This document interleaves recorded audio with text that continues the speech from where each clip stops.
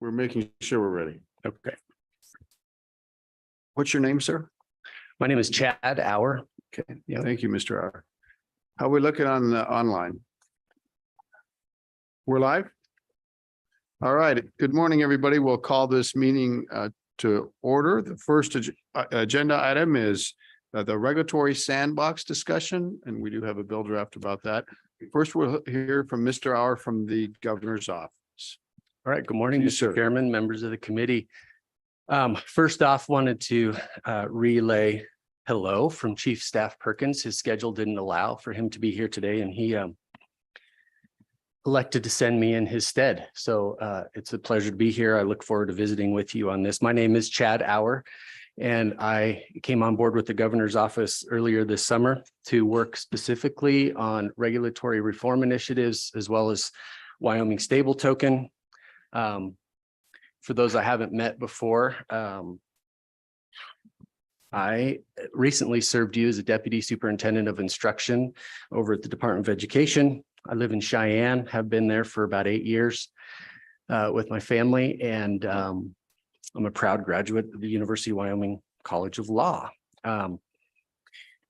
With that, Mr. Chairman, members of the committee, I would just like to jump in and let you know just a general update on what we've been looking at in terms of regulatory reform sandbox, specifically about this bill. And then really get into line by line some suggestions or things that we would respectfully like to submit to you for consideration. Since I started in June, I've been doing a great deal of work researching sandbox initiatives around the country as well as around the world. Working with people from like George Mason University, where they have a center that is devoted specifically to researching sandbox initiatives, thinking about researching what's working, what isn't working.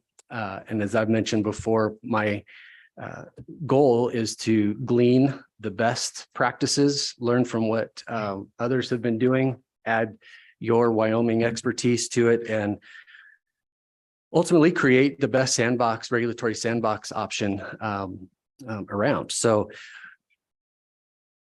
it's been a journey. It's been a steep learning curve, but there are, as you know, a lot of regulatory sandbox initiatives that are underway across, like I said, the country and the world. And that really is the backbone for the comments that we're going to make. Chief Perkins and I have reviewed the bill and would like to offer the following specific comments. If I could, Mr. Chairman, just go through line or page and line and offer a couple of thoughts. Maybe before we do that, Josh, who's presenting the bill from LSO? Could we have our staff present the bill and then absolutely, sure. And you can just hang right there if that's all right.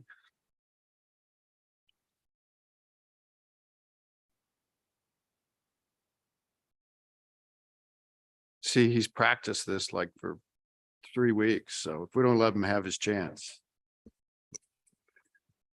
Mr. Plum. Thank you, Mr. Chairman. Luke Plum, LSO. Yeah, I've got 24 LSO-0095, the General Regulatory Sandbox Program Bill. It's lengthy, but I'll try and move through it quickly. So starting kind of on page 2, we're creating several new statutory sections. It is the General Regulatory Sandbox Program, and we start kind of right after that with several definitions. Applicable agency is important. It's the agency of the state that will regulate the business activity and the persons who are engaged in that activity, and they'll do a lot of the review for the sandbox program. And there's applicants, consumers. There's going to be demonstrations of the products that are going to be made by the applicants, the people who are entering the sandbox. That offering is a product or a method or service or what have you. On page 3, line 15, one important piece is office will be used frequently. And this is the newly created Wyoming Office of Regulatory Relief. That'll be, as it currently stands, within the governor's office. And so then, there'll be products, which can be a variety of things. There's production of those products and everything kind of that nature. The regulatory sandbox is the program that allows a person to temporarily demonstrate an offering without the enforcement of law or regulation. There's sandbox participants, services, but on the top of page 5, it's kind of where we really get into it. And so this one is where the Office of Regulatory Relief is created within the governor's office. The governor has the ability to appoint a director to the office who can hire additional employees as needed, and provides for funding that the director may employ a variety of personnel to be able to carry out the functions of the office, and that they shall be provided with the necessary and appropriate space. So the very bottom of page 5, it says the office shall, and there's several duties that are put onto the office. They should coordinate office policy and management with state and federal agencies and local government entities. They have to act as a liaison between private businesses and their applicable state regulatory bodies, to identify temporary suspension laws or regulations that may impair the business's ability to adapt to the market. You have to create a framework to analyze the risk level to consumers with respect to a demonstration.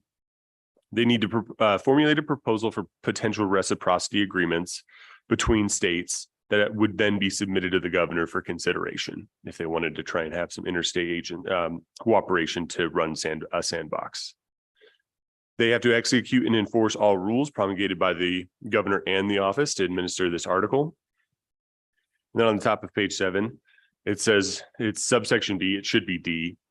But in administering the sandbox, the office shall establish a program to enable a person to obtain legal protections and limited access to the Wyoming market without obtaining a license or other authorization that would normally be required.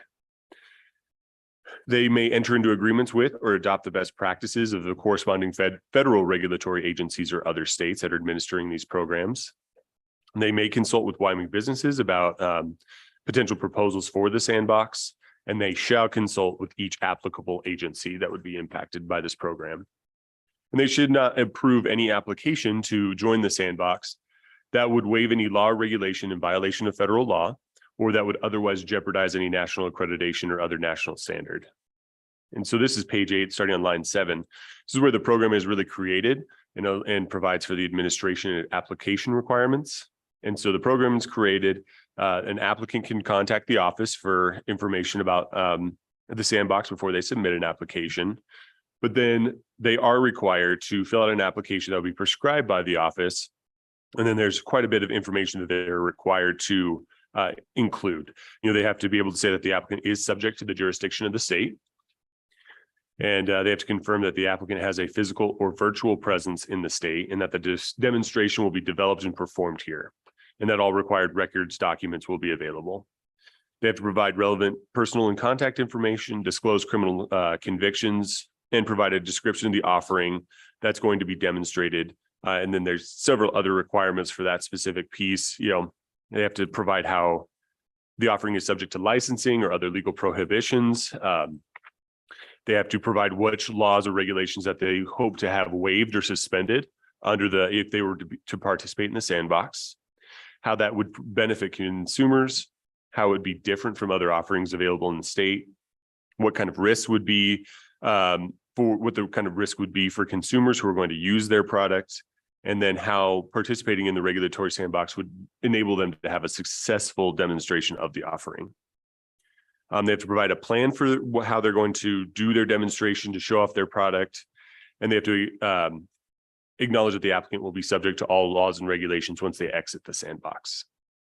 And then they also have to provide how they're going to end their demonstration, their participation in the sandbox if it fails. And so once they have all that information there, they do have to list each government agency that they think would regulate their business and provide any other information. So the office shall collect a reasonable application fee to offset some of those costs, and that an applicant does need to file a separate application for each offering that they intend to demonstrate. Once that application is filed, the office can ask for more information. But it is specifically said that no application should be approved if within the past 10 years, the applicant has been convicted of any crime involving theft, fraud, or dishonesty, anything of that nature. So once you have the application in hand, next there's a process for how the review should go. And so there's some important timelines in here. The first one is not later than 30 days when the office receives the application. They have to review it and then refer it to the applicable agency who would be providing, the oversight of this product normally, and then they have to let the applicant know that they got the application and then provide that information to the applicable agency. So after that 30 days, it goes to the agency, who then also has 30 days to review it and basically make a report that identifies if there's going to be any likely harm to the health, safety, or financial well-being of Wyoming consumers. And then they make a recommendation whether or not the applicant should be admitted or denied into the sandbox. The agency can have an extension of 30 days, an additional 30 days, just in case there's, that extra time is needed. And that's there's an automatic one, and then the office can permit more for good cause shown. And I just did provide a staff comment in the middle of page 14. This one is really just to kind of mention the initial bill draft that this was based on from this last session. Had the initial review by the office at 5 business days, and then the agency at 25 business days. There's some discussion, the business days seems kind of like an interesting way to set it up. And it sounds like the review process and how these run through generally take more time than just, 5 business days, 25 business days. So that's why there's those extensions, but something for the committee to consider. If the agency that is doing the review of an application recommends that the applicant be denied entrance, they have to provide the office with a written description for the reasons of the denial. And that description should include the type of potential harm consumers could face, the probability of potential harm occurring, and the permanence of that harm. If the applicable agency believes that the consumer's health, safety, financial well-being can be protected through means other than a full waiver of a regulation or law, then they should articulate how that can happen. If an applicable agency fails to deliver a report within the time frame set by this bill draft, then the office will just assume that their lack of objection, their silence, is just no objection. The office is required to consult with each applicable agency before an applicant is admitted into the sandbox. And they have some things that they need to discuss, such as, like, has the applicant been investigated? Have they had any previously issued licenses, things of that nature. And once they are reviewing that application, the office and the agency should consider whether a competitor to the applicant is or has been a sandbox participant. And then that can weigh as a factor in favor of allowing the applicant to also become a participant, under the idea of like, if we're going to work in one area, maybe other people can join in. And so when they're making their determination whether or not to admit an application, the office should consider the applicant's plan, the benefits to consumers of the applicant's plan that does actually protect consumers from harm, and whether or not suspending those laws and regulations outweighs the offering's potential benefit. So that kind of, pro con. The office may deny any application if it determines that suspending the enforcement of a law or regulation would cause a significant risk of harm. And then only then, if the office does approve an applicant, they're admitted into the sandbox. On page 18, I just wanted to briefly note, so last year's bill was 2023 House Bill 214, and it did provide a mechanism for the State Loan and Investment Board to kind of be the advisory final say agency. That was removed in discussions on this one, just wasn't sure if it was necessary to incorporate that extra step. So right now it's just, the office has the ability to go and consult with an agency, and then they can provide a recommendation, but it ultimately falls on the office, in their decision whether or not to admit someone. If the committee would like to incorporate that final, that extra step, it was the State Loan and Investment Board prior. That language is included on the bottom of the bottom half of page 18, and there is a template for that. So moving on to page 19, this is really about the availability of the sandbox.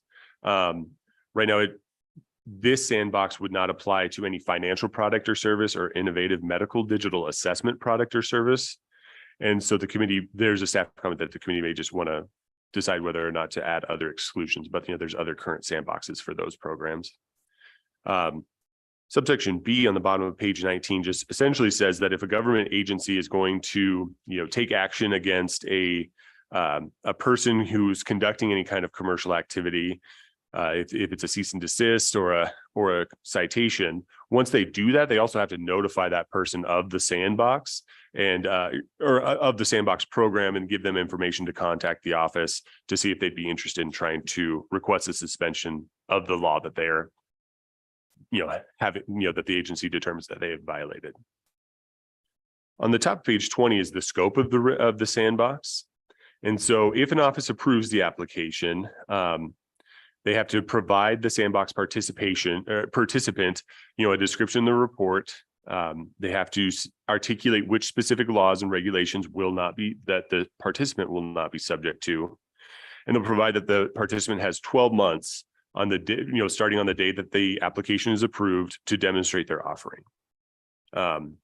No law can be suspended that would prevent a consumer from seeking restitution in the event that they're harmed. And it should not restrict a sandbox participant who holds a license from another jurisdiction from acting in accordance with that license.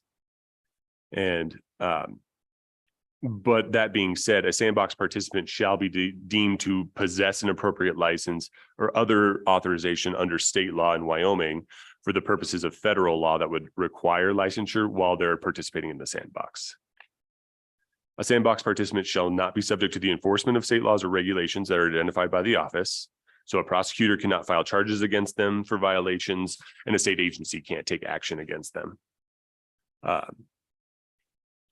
However, it is specifically only to those laws that are waived, those laws or regulations that they are not subject to. Anything else they are still absolutely subject to. They're not free from, they don't have immunity from criminal prosecution if they violate something else.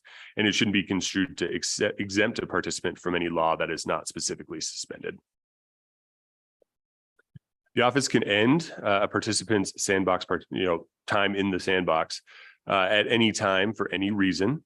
And the office and the state are not liable for any business losses or recouping of application expenses if they do make that determination to end the participant's time in the sandbox. So just for the staff comment there on the bottom of page 23, it does say that the committee may wish to consider whether or not to say that the state and the office are not liable for any damages caused by the waiver of laws or regulations under this article. On top of page 24, just a few things about consumer protection while this is happening, because there are business entities, the participants who are not following laws and regulations that have been established in the state when they are part of the sandbox. And so before a participant can start demonstrating their offering to consumers, they do have to disclose to them. They have to give them their name and contact information. They have to say that their offering is pursuant to the regulatory sandbox, that the offering is undergoing testing and it may not function as intended, and it could potentially expose the consumer to harm. The provider of the offering is not immune. They have to let them know that the consumer know that they're not immune from potential civil liability and that the state of Wyoming does not endorse or recommend the offering. They have to let them know that the offering is a temporary demonstration that can be discontinued. They have to let them know their expected end date and that the consumer may contact the office to file a complaint. The disclosures have to be provided clearly to the consumer who's going to be using them, and the consumer must actually acknowledge receipt of the disclosure. And of course, there may be additional disclosures to a consumer as directed by the office.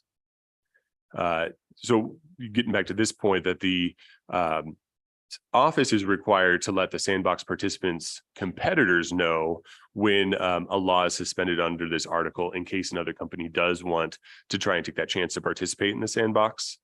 Kind of how it's currently written, that may be kind of a large burden. And so there's an alternative approach suggested in the staff comment that the committee may wish to consider whether or not to require the office to just maintain a website with a list of participants and the specifics on which laws have been suspended, or another approach would be if someone else has another approach. If the office does determine that a sandbox participant has engaged in any practice or transaction that is in a violation of this article of the sandbox program, then the participant will be immediately removed from that. And so once you've been in the sandbox, right, you have 12 months initially, but then there is a process for leaving it, when you actually are going to be subject to laws and regulations again. And so not less than 30 days before the end of your 12-month period, the participant has to notify the office that they will either exit and discontinue their demonstration, or they have to let them know that they're going to be seeking an extension. If the office does not receive a notification, it's just going to be presumed that the participant will be exiting the sandbox. There is, it does allow that if the demonstration includes ongoing duties such as servicing or what have you, that the participant can continue to do so, but will be subject to enforcement of laws and regulations at that point. So then when we talk about an extension, you start with 12 months, and then the office can grant or deny a request for an additional 12 months, kind of considering similar factors. And so it can be a total of 24 months, but it is just a one-time extension by this bill draft. So this would potentially give the office 30 days to determine whether to extend the demonstration. And that is for good cause shown. And then on page 29 is just record keeping. A sandbox participant is required to maintain their records, documents, and data in the ordinary course of business on their offering that they're demonstrating in the sandbox. If they cease to provide that offering before the end of the demonstration period, they have to notify the agency and office and report on the actions taken to make sure that no one was harmed by their offering. And a sandbox participant is required to provide a written report every 3 months during the period to update the office on the status of the demonstration. A sandbox participant does have to let the office and the agency know right away if there's any incidences related to the demonstration. And if you don't do so, then you'll be kicked out of the sandbox immediately. And 30 days after a participant exits, they do have the duty to send a report of termination to the office and to the applicable agency to just kind of explain their experiences in the sandbox, what savings they found, and recommendations for reform for the sandbox or any other type of information in that regard. And so then after they receive that report, the office they're going to provide it to the agency, and they'll continue to work on it in that form. And then beginning on October 1st, 2025, the office shall provide a written report to the Joint Minerals Committee concerning the activities of the office, and provide information on sandbox participants, recommendations regarding the effectiveness of the sandbox, and any protective assessment, any proactive assessment of existing laws that the office believes are excessive or unwarranted to be considered for potential removal, an update on the participants in the sandbox and what industries they represent, any anticipated or actual cost savings that they have seen, and then any other benefits to Wyoming consumers and the economy. And so bottom of page 32, just kind of getting towards the end of the bill here, is just first off, there's a conforming amendment to definitions. And then there is just one specific provision that the right of inspection of an application to the General Regulatory Sandbox Program will be denied if it would result in actual economic harm. So you can't see the application if there is going to be, privileged business information in there. And then finally, on the last page of the bill, there just does require rulemaking of the governor in the Wyoming Office of Regulatory Relief. And right now, the effective date is just the standard July 1st, 2024. So I know that was a longer bill and went through it quick. If anybody has any questions, I'd be happy to answer them. Thank you very much. Any questions for Mr. Plum? Yes, Representative Newsom. I think on the early part of the bill, maybe page 8 or 9, there was a requirement that the company taking advantage of this be either in Wyoming physically or virtually. And what does virtually mean? What does a virtual presence in Wyoming mean? Go ahead, Mr. Plum, if you can. Mr. Chairman, Representative Newsom. Yeah, I think it's kind of that idea of, how some of the blockchain stuff has come through, and there are people who are, can register assets or do a variety of activities that are regulated by Wyoming, but they don't have a physical presence in the state. It was just to kind of capture those people, to try and capture those entities. It does require that the demonstration will be developed and performed in the state. And so that might require a physical presence afterwards. But that was kind of the idea there, just to try and incorporate those people, particularly if there was a broader understanding and cooperation between states. Follow up? Thank you. Follow up. Not on that, but toward the end of the bill, I noticed there is not an appropriation in this bill. And I'm wondering how that's going to work because it seems like it mentions that there will be an appropriation, but there's not, or that has to be approved by the legislature, the appropriation, but there's not an appropriation in the bill. Mr. Plum, sure. Mr. Chairman, Representative Newsom, yes, I think that is a good question, something definitely for the committee to consider, that it's created within the governor's office. I think, on kind of towards the page 5, and there's some thought there that, the director can, make such expenditures from amounts appropriated by the legislature. So it is kind of through the governor trying to establish that. And then, perhaps there should be an appropriation that could be up to the committee or however they wish to handle that. Representative Newsom. Okay, anybody else? Let's go with Boner and then we'll go with Haroldson.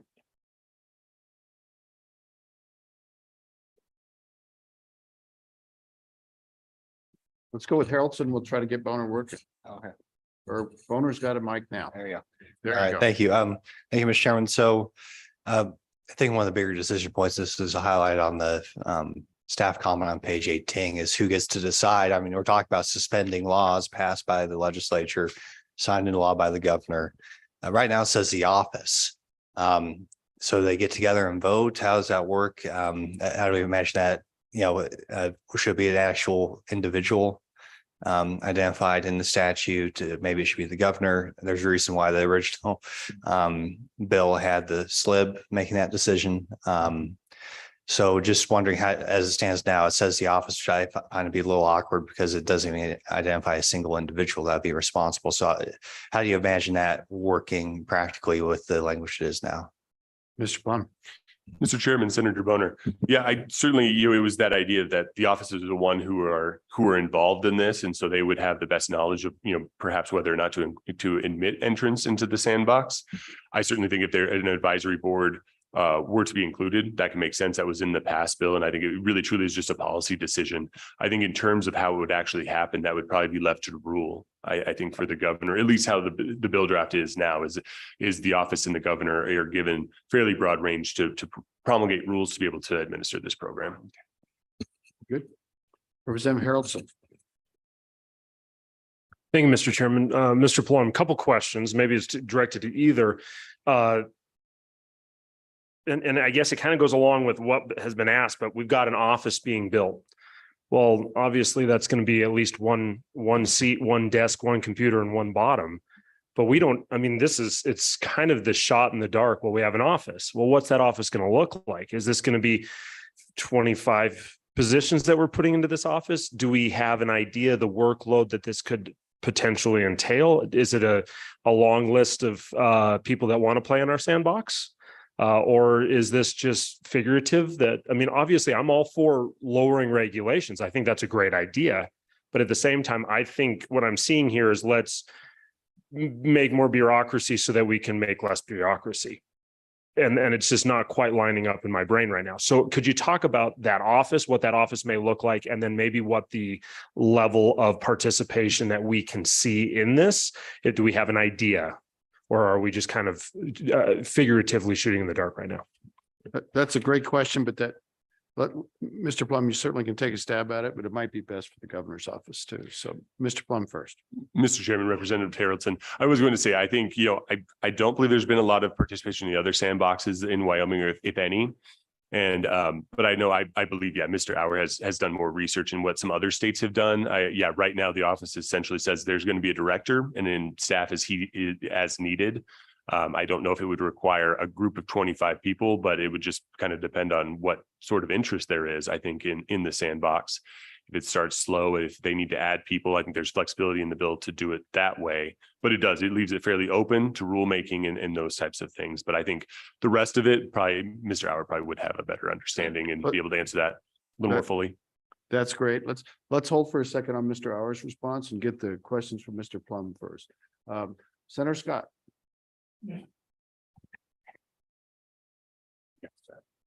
Yeah, Mr. Chairman, question for the governor's office. Refresh our Well, let's not memory. hold on that. Are you sure you don't have any questions for Mr. Plum? Because I was going to shift to the governor's office in a minute. Okay. Can we Well, wait for that? Okay, it's a follow-up to the one we've had, but yeah, we can wait. Right. Thank you. Senator Landon, anything from Mr. Plum? That's what I'm trying to get, so we can free him from that table. Senator Landon, grab Senator Scott's.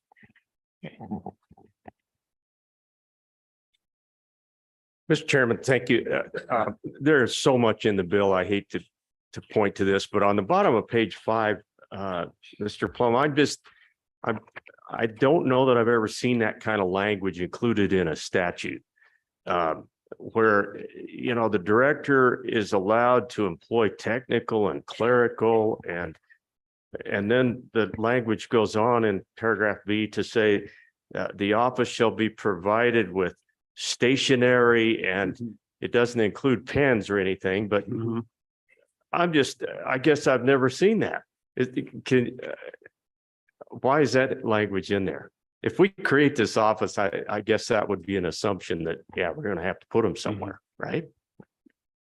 Mr. Plum. Mr. Chairman, Senator Landon, I'm sorry, I meant to make a note of it and I don't have it with me. I actually did pull this from Wyoming statute. This is modeled after other statutory provisions in Title IX. I don't remember explicitly where from, but I know I was looking up for language. I was trying to find comparable language for something that's created within the governor's office. And so I agree, it does seem kind of interesting. And I think that could be certainly changed at the discretion of the committee. Mr. Chairman, I learned something new every day. Thank you. Well, we must have a lot of agencies without pens out there, is what I guess. Who else? Any questions for Mr. Plum? Any questions for Mr. Plum? Mr. Plum, we're going to let you jump away and we'll go to Mr. Young. And could we start with Representative Harrelson's question about bureaucracy piling on bureaucracy, and then we'll go to Senator Scott. Mr. Chairman, Representative, I think that's a great question because when we look across all of the sandboxes around the country, they vary. Some aim to tackle a large scope of regulatory reform. And then subsequently they employ or they create more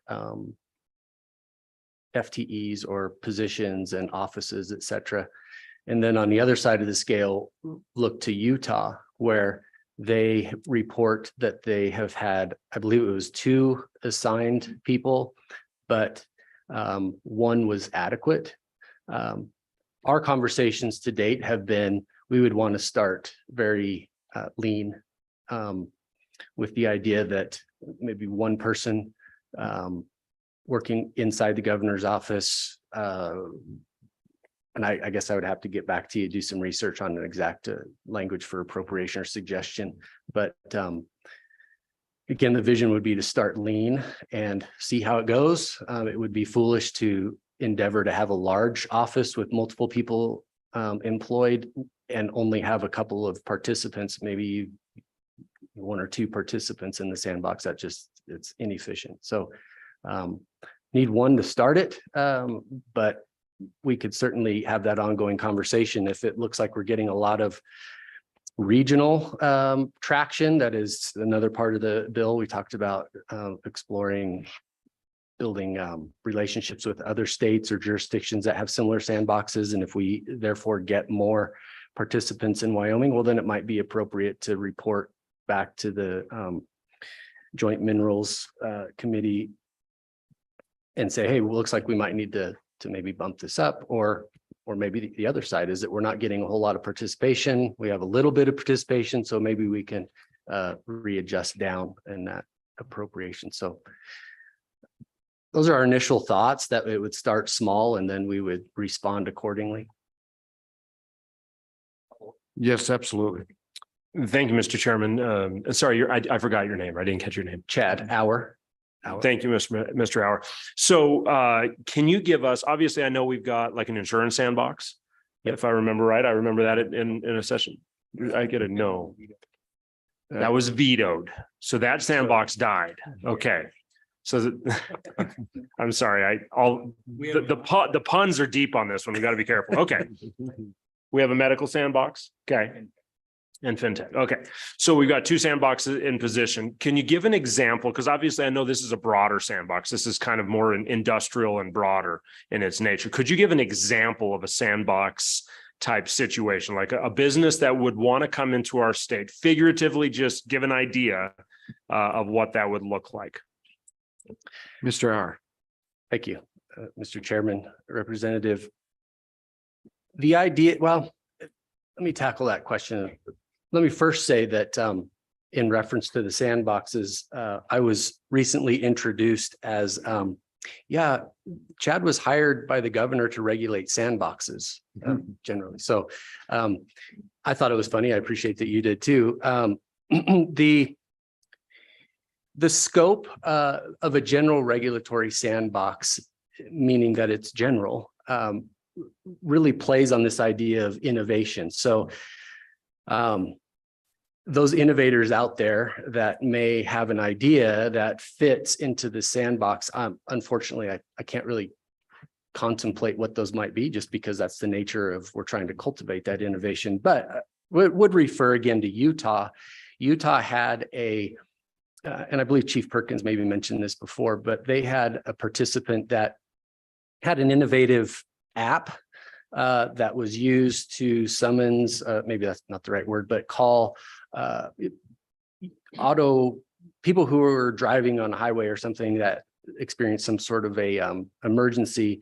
They could use this app that would then call in a queue towing or mechanics.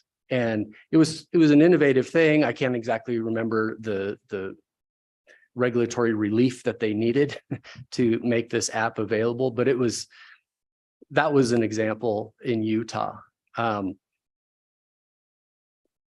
Yeah, I mean, I'm thinking through, there's a variety of different applications. Virginia has tried to target certain industries where to recruit industries to come into the state of Virginia, the Commonwealth, sorry, they prefer that. And,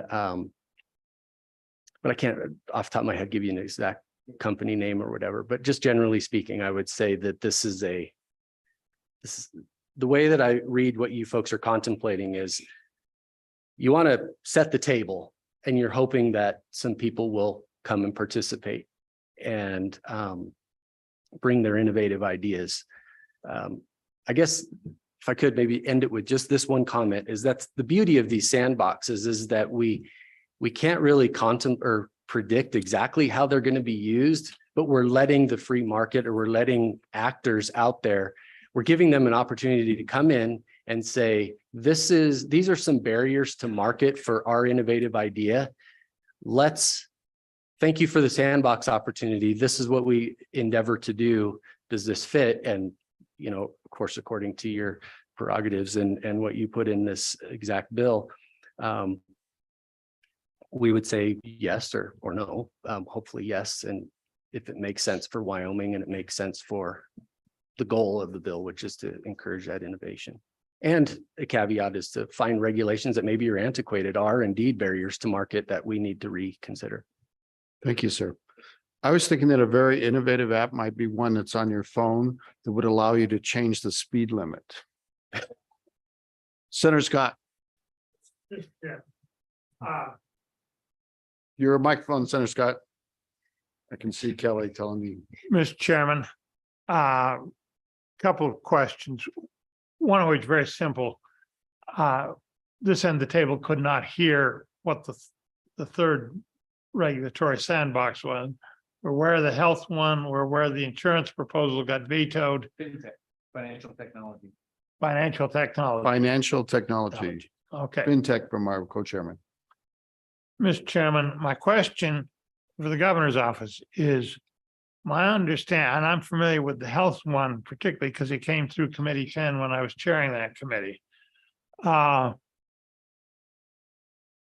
understanding is that the two we've enacted have not received, is it any response or very little response? And my question is, has there been any analysis of what went wrong such that they weren't attractive and didn't attract any business? And is there any record of their being used? Mr. Hour. Mr. Chairman, Senator, to my knowledge, very little use of those existing sandboxes. And one of the recommendations that we would like to offer, propose that you consider is collapsing the existing sandboxes into this general regulatory sandbox. The idea there being that given the lack of participation or very little participation in the name of efficiency, as well as maybe expanding the sandbox, we would increase participation. Senator Scott. Mr. Chairman, it does seem to me that if we're going to try to expand something that hasn't worked, we need to think a bit about why hasn't it worked? Were the timeframes too short? What were the conditions that caused the failure? And should that inform what we try to do next? Mr. Hour. Mr. Chairman, Senator, I agree with you. I think it would be appropriate for me to do a bit more research and give you a more concrete analysis as to why participation has been low, and then offer you some suggestions or some thoughts that might inform your consideration of this bill. Representative Yen. Thank you, Mr. Chairman. Mr. Auer, I was on both committees that worked on both the fintech and blockchain and the medical digital innovation one. I think from my viewpoint, the reason that it's had low participation is actually because the legislature is very nimble at responding to business concerns. So when there are things where we need to change regulations to make it so business can succeed, we do that as a legislature. So I guess the question is, making it a general regulatory sandbox is a very large grant of power to the executive branch. And I'm curious on whether it is appropriate to grant that much power to the executive branch. And is there a worry from the governor's office for future governor's offices might not be as good at wielding that power as maybe the current governor's office would be? So for example, I think one aspect where I would urge caution in granting regulatory quote unquote relief could be game and fish statutes, right? Do we want to have game and fish statutes to be available for the regulatory sandbox? For example, one that was very contentious in the legislature was sage grouse farming. If we give 2 years of regulatory relief to sage grouse farming, that could cause a lot of untold economic damage to the state of Wyoming. So is that a power that you think that should be granted in perpetuity to the executive branch? Mr. Hour. Mr. Chairman, Representative, excellent points, and we've had similar conversations. A couple of things I would mention is that the level of accountability for this regulatory or this office, I think, well, number one is that the annual report back to the Joint Minerals Committee, I believe I'm getting that terminology correct, is an appropriate or could be an appropriate level of accountability and would certainly allow the legislature an opportunity to make adjustments as appropriate. But to your point that Wyoming is already nimble, and maybe that partially answers Senator Scott's question about maybe low participation is worth deeper dive on my part.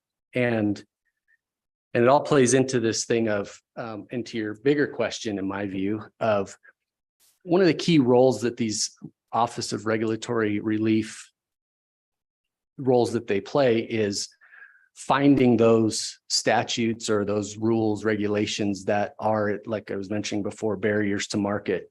And maybe we have blind spots on that. We don't really see it, but somebody acting in the free market can clarify our thinking on that.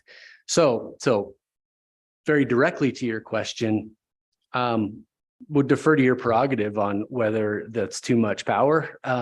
It's proven to be a useful tool for state governments to, again, find those areas where we can not be unnecessary barrier to market.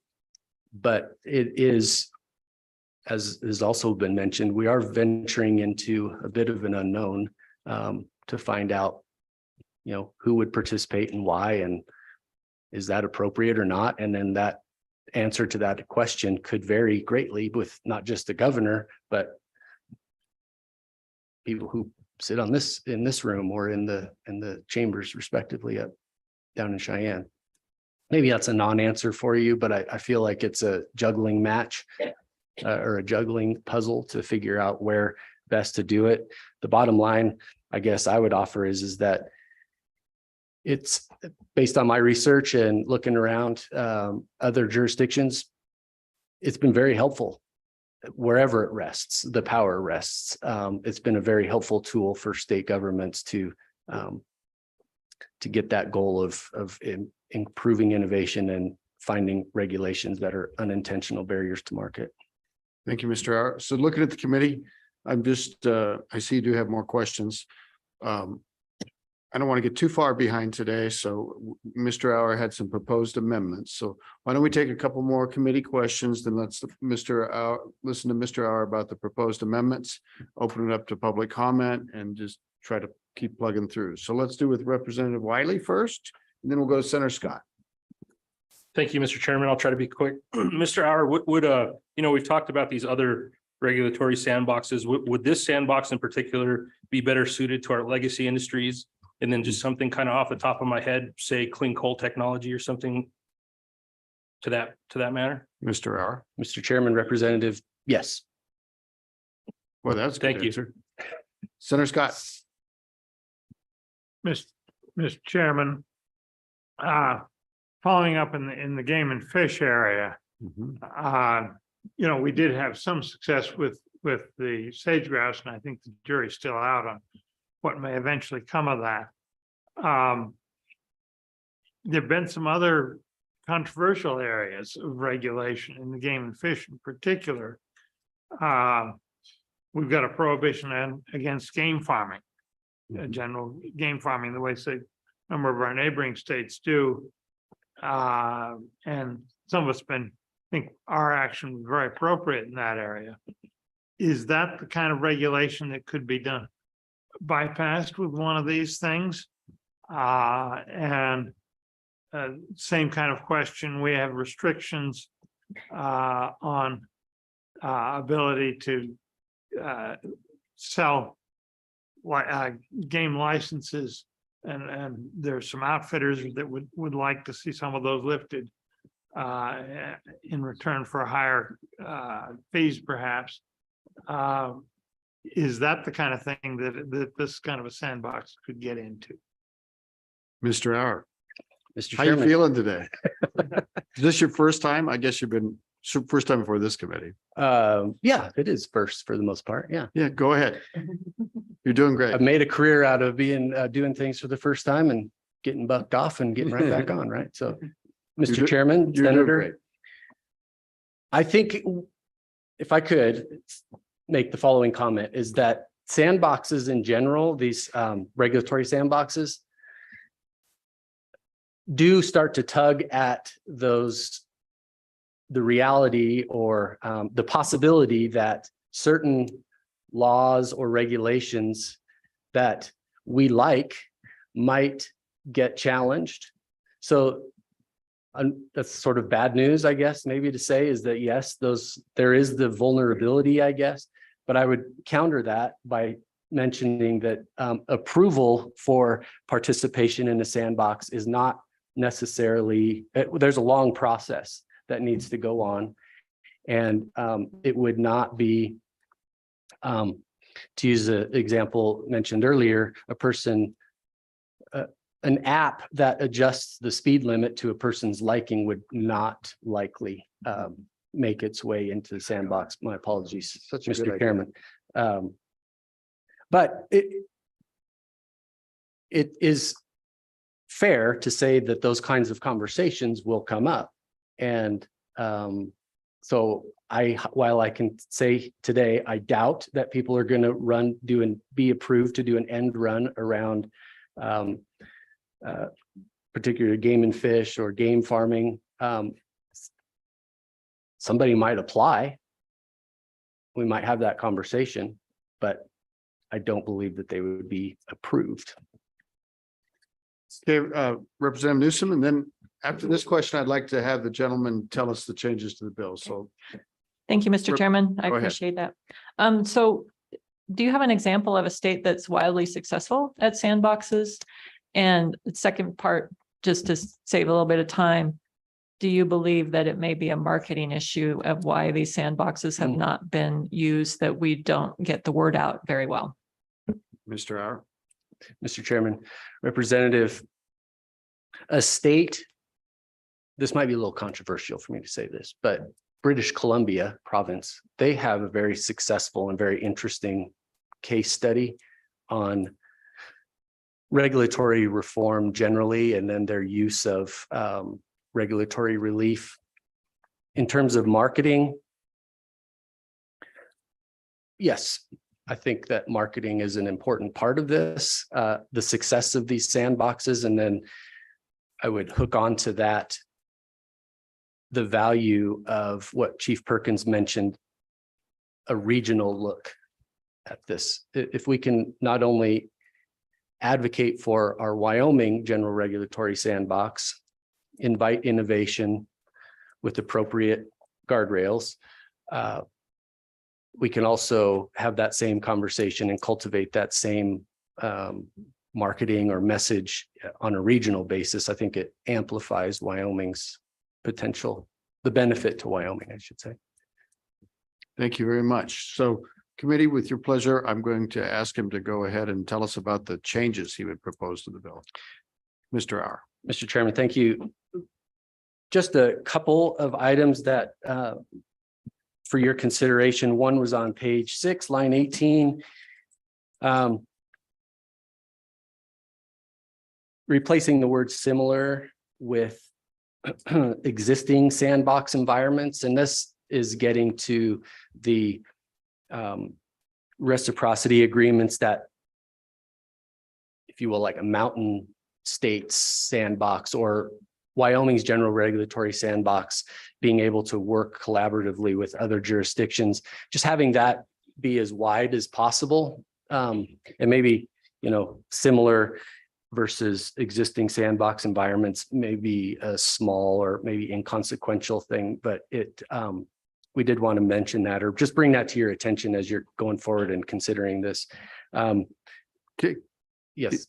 Is your point that the reciprocity agreements, the other state may not have a sandbox at this point, but we still want to be able to have reciprocity? I think I missed it, so help. Yeah, I wasn't very clear on that. For example, if another state has a medical digital innovation sandbox, What if they just have better laws? then we should steal their ideas. I agree. Yeah. But keep going. I'm sorry. Okay, separate issue, right? But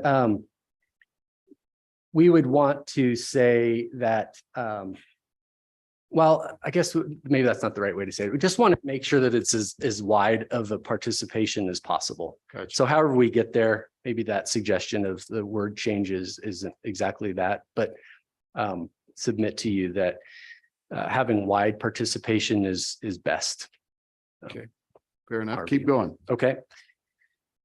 Let's see.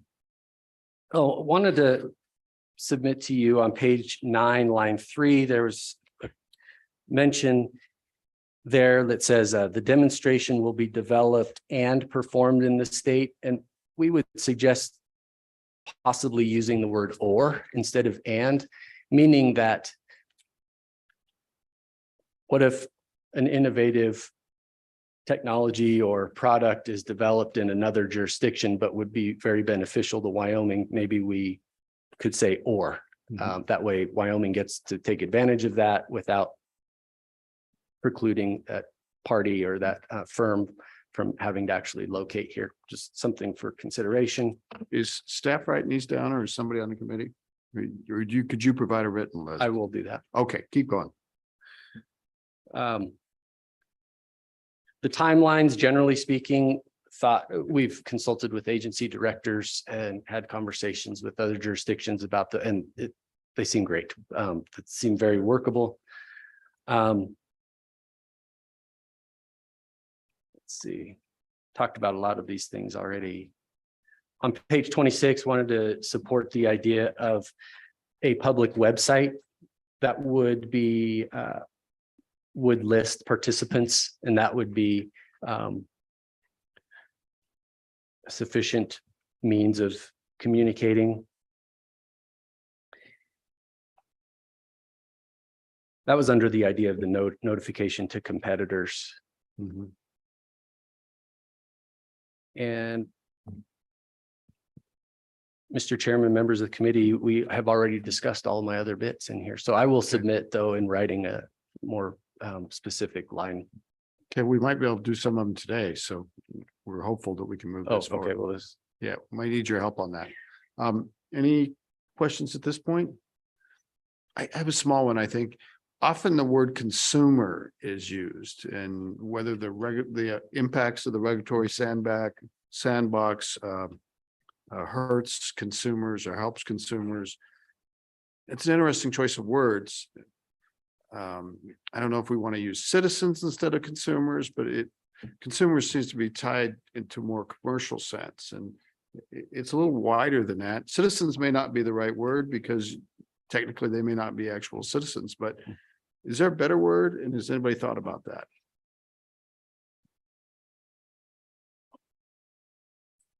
We could work on Mr. that. Chairman, yeah, I think I've just come accustomed to using consumer. So Yeah. Mr. Chairman, Who's that? Oh, Representative Newsom, thank Um, you. I think consumer is a good word because it ties the person to the product. And Representative Newsom, you probably are right, but I'm thinking that sometimes it's not a product. I'm trying to go back to the game farm example. Who's the consumer in that?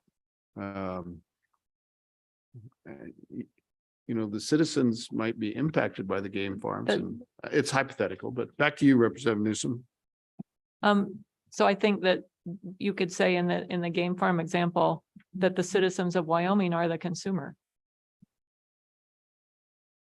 Yeah, okay. I'm having a little trouble with the term, but it's okay. We'll keep going. Representative Ottman. Thank you, Mr. Chairman. Just a quick question on this would be on page 29. And just to kind of figure out the office. When you say that a sandbox participant shall provide the office with a written report every 3 months, that's good. And there are some deadlines and things like that in here. But how's that going to work? I mean, who checks to see? And other things in the state we have, well, if there's a complaint, we look at it. But how is this actually going to work for checks and balances? Mr. Auer. Mr. Chairman, Representative, just a clarifying question. So in terms of the mechanics of how these reports will be looked at and viewed and maybe acted on? Representative Ottman. Mr. Chairman, how you're going to know if they're not reporting? Oh, Mr. Auer. Mr. Chairman, Representative. My response is going to be relying on what I've heard from other states. And for example, in Utah, who admittedly has had low participation, but has certainly had participation, these reports would be received by the office. There would be, well, maybe underlying all of this is that the relationship between sandbox participants and the Office of Regulatory Relief is necessarily tight. They work together. They're in regular communication. The office has both a responsibility. Again, this is coming off of research in other jurisdictions, a responsibility to defend the sandbox, like make sure that we continue to have a sandbox for these participants. So listening to how it's going, listening to the maybe unexpected challenges that the participants are heading into, or the wild successes they're experiencing, et cetera. So that's happening, but the office also has a burden to be sure that we're following the consumer protection pieces here too. And so those reports are designed to memorialize that ongoing conversation and the data that comes from those reports to inform participation moving forward and ultimately inform that annual report to annual report to the legislative committee, the appropriate legislative committee, but also the conversation with the governor along the way, which would be very frequent based on my experience the last couple of months. Anything else from Mr. R? I've got one more question for you, Mr. R. In part, are we doing this, and maybe the other people making public comment will talk about this, is that we have a problem with customer service in the state of Wyoming, to use the consumer-friendly term, that we have people that are working with our regulatory agencies and offices of government that aren't getting the satisfaction that they expect in that relationship, and that we're looking for a safety valve because of that. And I'll just give an example, Mr. Ard, you may want to look into it, but I have a constituent who is a contractor, owns a gravel operation. He has a contract to provide ballast for the railroad. And he has been working with the state of Wyoming to open a gravel pit somewhere in the South Pass area. I don't know really where it is. The Department of Environmental Quality didn't want to give him a permit because they didn't feel this, they didn't know how to do it because the state didn't own the minerals. But it's a state section. And so he went to the BLM, and the BLM has worked out an arrangement of how the minerals would be compensated for. And then he's gone back to the state, and he showed me the emails. He has not heard from the DEQ. They had said, go talk to the BLM first. He did that. He comes back to the DEQ, and he's not getting a response. Now, I don't know if that's typical, but I have heard anecdotally things like this, people not returning phone calls, paperwork that's taken the slow time, emails that don't, So as part of the reason that we're doing this, because we have this other systemic problem in our delivery of services to our citizens, and this is kind of out there. And wouldn't it be better to fix our service delivery problem? So I yield to you. It's an open question, and for the public commenters too. Mr. Chairman, Senator, certainly a regulatory sandbox does provide a level of, or a novel way of accountability to state government agencies, as well as I mentioned before, a way to, or a level of accountability for barriers to market that might be there. Now, sometimes those are procedural, sometimes those are, customer service, sometimes those barriers are laws, regulations, rules. I would say the regulatory sandbox is more geared towards those rules, laws, regulations, et cetera. However, regulatory sandbox do cultivate dialogue that encourages agency participation with innovative actors that in some jurisdictions wasn't there previous. So is that ambiguous enough answer? The issue of customer service is certainly something that we're aware of. And I know visiting with Chief Perkins over the last few months, it's a high priority, making sure that state government, state agencies are responding respectfully and in a timely fashion. It's a priority. The sandbox is a part of that conversation. Thank you, sir. Anybody else? Representative Yen? Mr. Chairman, thank you. Mr. Auer, would the Office of Regulatory Relief under this bill allow relief under something that would normally require SLIB approval? So for example, if there's a permit requirement for something, would this allow the governor's office to essentially decide something that the SLIB board would normally decide? Mr. R. Mr. Chairman, Representative. That's a good question. That I don't believe so, but if you would allow me, let me dig a little deeper on that and get back to you. Thank you, Mr. Hour. If nothing else from Mr. Hour, I was thinking we'd open up to public comment. Mr. Hour, set aside for a bit and we'll take public comment. Who would like to address the committee in this room? Mr. Lancy, welcome.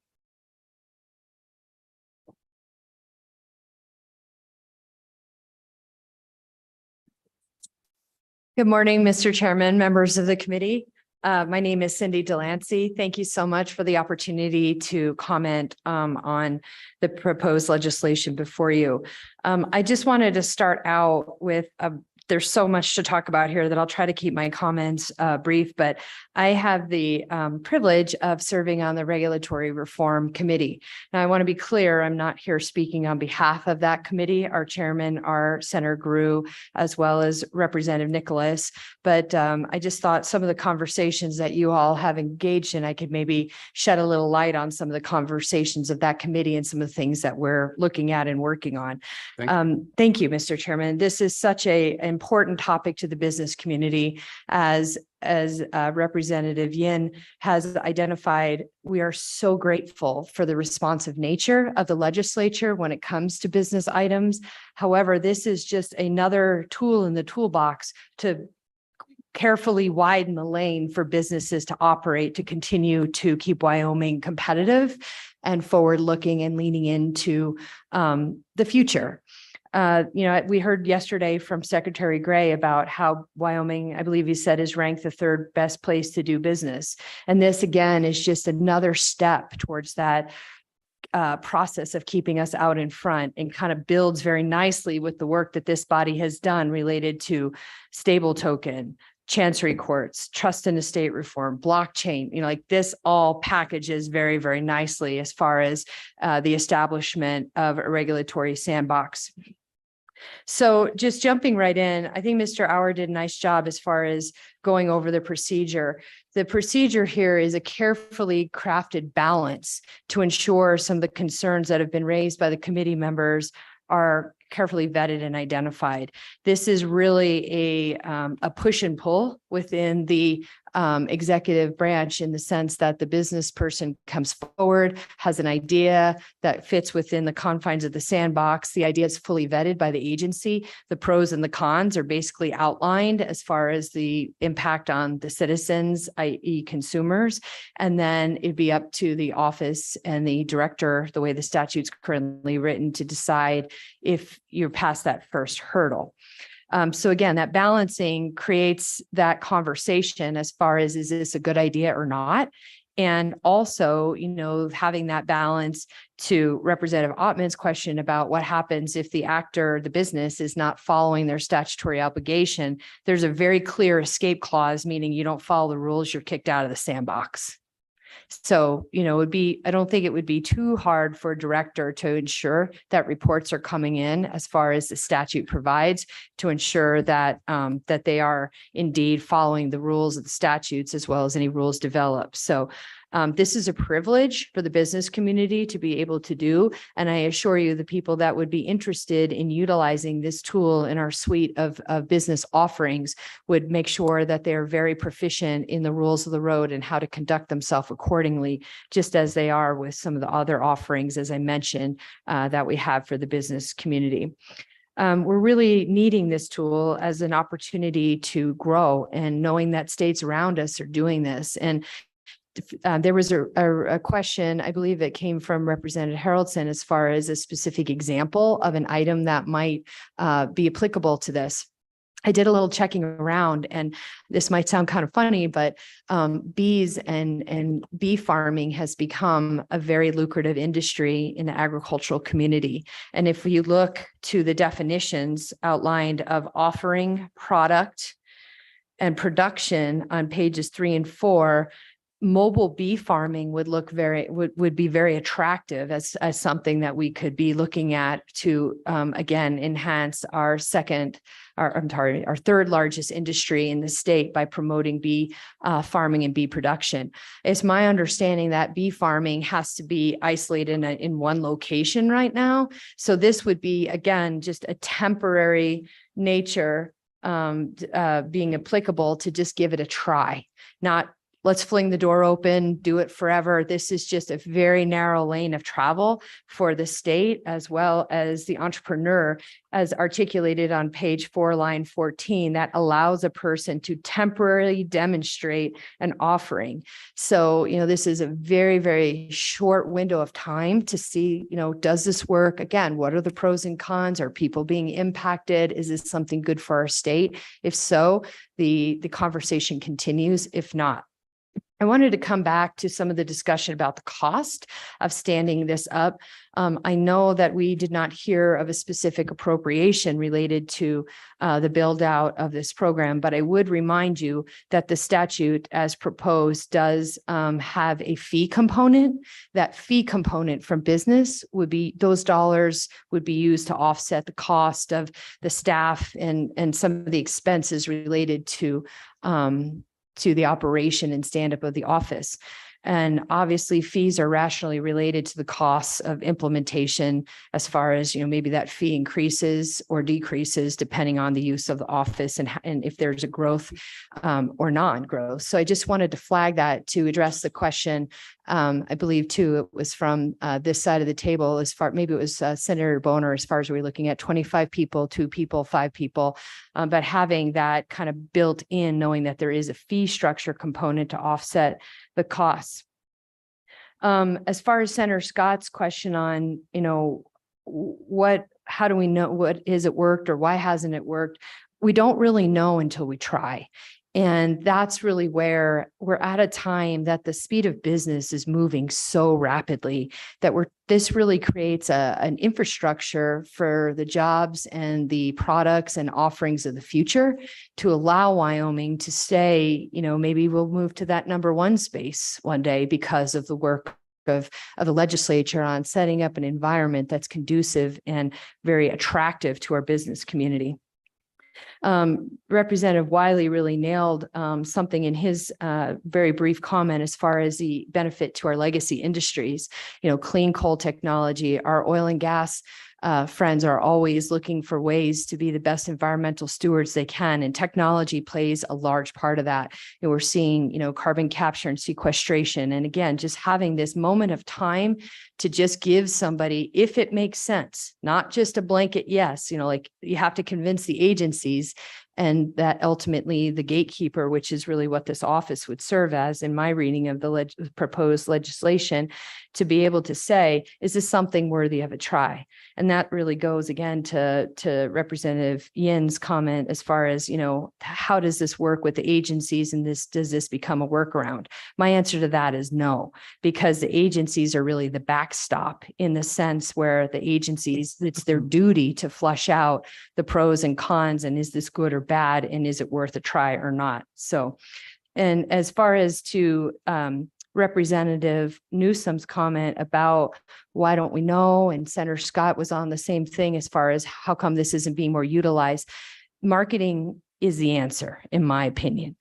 It is very expensive to market and to tell this story. And unfortunately, government doesn't do a very good job of that because it is so expensive. And we really try as a government to be as lean, going to Senator Lannon's comment about why is this language in here as far as down to the stationery. If you read the language on page 5, I would argue that marketing could be one of those expenses covered there to try to help tell that story to the rest of the world, that Wyoming can offer this to you as an entrepreneur to come. So in concept, perhaps there might be some amendments made. I appreciate Mr. Auer bringing a couple and ors. I also really appreciate the notion of having a website for an outlet for the public to be able to engage and really see this person. Again, I use the word gatekeeper as far as if there's some need for regulatory reform. Is the person using that website onto something, or is this something beyond something that maybe the state, like we're not going to be able to change NEPA, like through the website. However, though, when you look at the power of the office related to on page 6, lines 1-3, this individual has the power to convene, which would resolve the lack of response in the DEQ scenario that you raised on behalf of the constituent that you've been made aware of, Mr. Chairman. And that's a pretty strong power. And I think in Wyoming, that power to convene is essentially, a key to a lot of solutions to these misunderstandings, because when we're able to bring people to the table and talk about it and figure out, okay, this is what the statutes provide. This is what we've done. We've gone to the BLM. We've done everything. What's the holdup? Generally, 9 times out of 10, it's been my experience that people can walk away from the table at least having a good next action, as opposed to, fighting over the email or leaving 100 voicemails, like really utilizing this office to continue to improve upon our customer service for our citizens. Like Wyoming's changing. We're growing. I mean, look at the numbers that we heard about business filings yesterday. It's astronomical. We should all be very proud of that. And this draft bill, although it might need a little bit of fine tuning as identified by Mr. Auer, again, really gives us that opportunity to be leaders and to lean into this and embrace this and really set us up in a place where we can be proud of the environment that we're creating for our businesses, because ultimately it's the businesses of the state that are generating the majority of the wealth that we enjoy as citizens of Wyoming and improve our quality of life. So again, this is in closing, I just, the members of the Business Alliance stand in support of this concept and this bill draft. We stand at the ready to help you find the right path to make this move forward. But we're very, very appreciative of this committee even considering this. I know Representative Andrew has done a lot of work on this. I believe he's online wanting to testify about this too, but please see the business community as a partner to be able to resolve any of the concerns perhaps from this committee should this bill go forward. So with that, Mr. Chairman, I'm happy to entertain any questions. Thank you very much. Any questions from Ms. Delancey? Not seeing any. Thank you very much. I believe Senator Senator Scott. Scott, sorry. Mr. Chairman, I'd like to get your thoughts on the timeframes involved. As I read it, you can get about a maximum about 2 years relief from some of the regulatory requirements. Mr. Chairman, that strikes me as that might be one of the problems that we're facing with not having had response to our initiatives so far. 2 years, it seems to me that if you have to make any kind of capital investment, if you have to go to the expense of assembling a technical team, getting them up to speed, and further developing a concept into a product, that you don't have enough time to recover your investment. And we've just precluded with those timelines a whole bunch of the possibilities. And I'm wondering if that isn't the source of some of our trouble. So I'd like your thoughts on why the timelines are the way they are, because there are some arguments going the other way that cause you to want to be shorter. So, Mr. Chairman, that's my question. There you go. Thank you, Mr. Chairman, and thank you, Senator Scott, for that question. This committee has heard me say 1,000 times over that business loves certainty. We like to know before essentially somebody puts up their capital investment if this is something that is going to work or not. And the beauty about the legislation, the way that we have it currently crafted, is that we're able to get off to a slow start by individually identifying these applications on a case-by-case basis. The application for perhaps a clean coal technology sandbox request would look very different perhaps than a mobile beehive. And so by having, perhaps to address your concern, Senator, 2 years, maybe there's an extension, maybe that could be a potential amendment to give an extension beyond 2 years for justified causation, just cause, to be able to give the director or the executive branch the go ahead that should the applicant be asking for longer than a 2-year time frame in advance, that they would be able to have a process to know that that is certainly on the table for them to be considering. Because as you mentioned, some of our more complicated projects would take more than 2 years. However, I think that would address some of the concerns raised by Representative Yin as far as maybe not cracking the door open too far. So I would be happy to take a look at the current legislation. I don't have an amendment off the top of my head, perhaps for this committee to entertain today, but should this bill go forward, that is something that I'd be very happy to work with you, Senator Scott, on, as far as finding, again, that right balance on how we allow some of our more complex, bigger projects a little bit more time, as opposed to not just giving that too far of a time frame for maybe some more of the simpler projects. Thank you. Anybody else? Questions? Not seeing any. Thank you very much. Great, thank you very much. Who else would like to testify? Ms. Arnold? Welcome, please go ahead. Thank you. Era Arano from the Wyoming Outdoor Council. Mr. Chairman, members of the committee, this is too broad. There are too many unknowns and it gives away too much power without enough accountability to Wyomingites and their elected officials. We're a highly friendly business state. Our existing sandbox haven't really been used, and y'all are responsive enough to manage this. The prior legislature and this legislature has found it too problematic to support, and we already have committees working on regulatory reduction. We're particularly concerned about possible exemptions to game and fish statutes. As you know, our wildlife and hunting tradition is something that Wyomingites are passionate about. Game and Fish has public meetings, as does the legislature. They have good public notice and participation. Even if it falls under the Administrative Procedure Act, meetings can be much less transparent.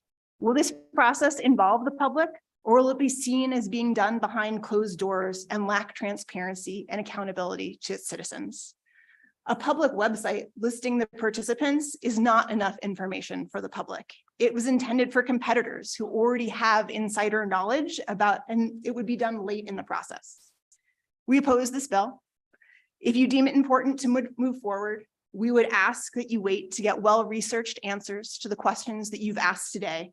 Consider exempting some agencies, including Game and Fish, and require a high degree of transparency and accountability to the public. Thank you. I stand for questions. Thank you very much. Any questions for Ms. Arano? Any questions? Thank you. Thank you. Who else would like to address the committee in the room? Anybody else in the room? Who do we have online? Let's bring him in.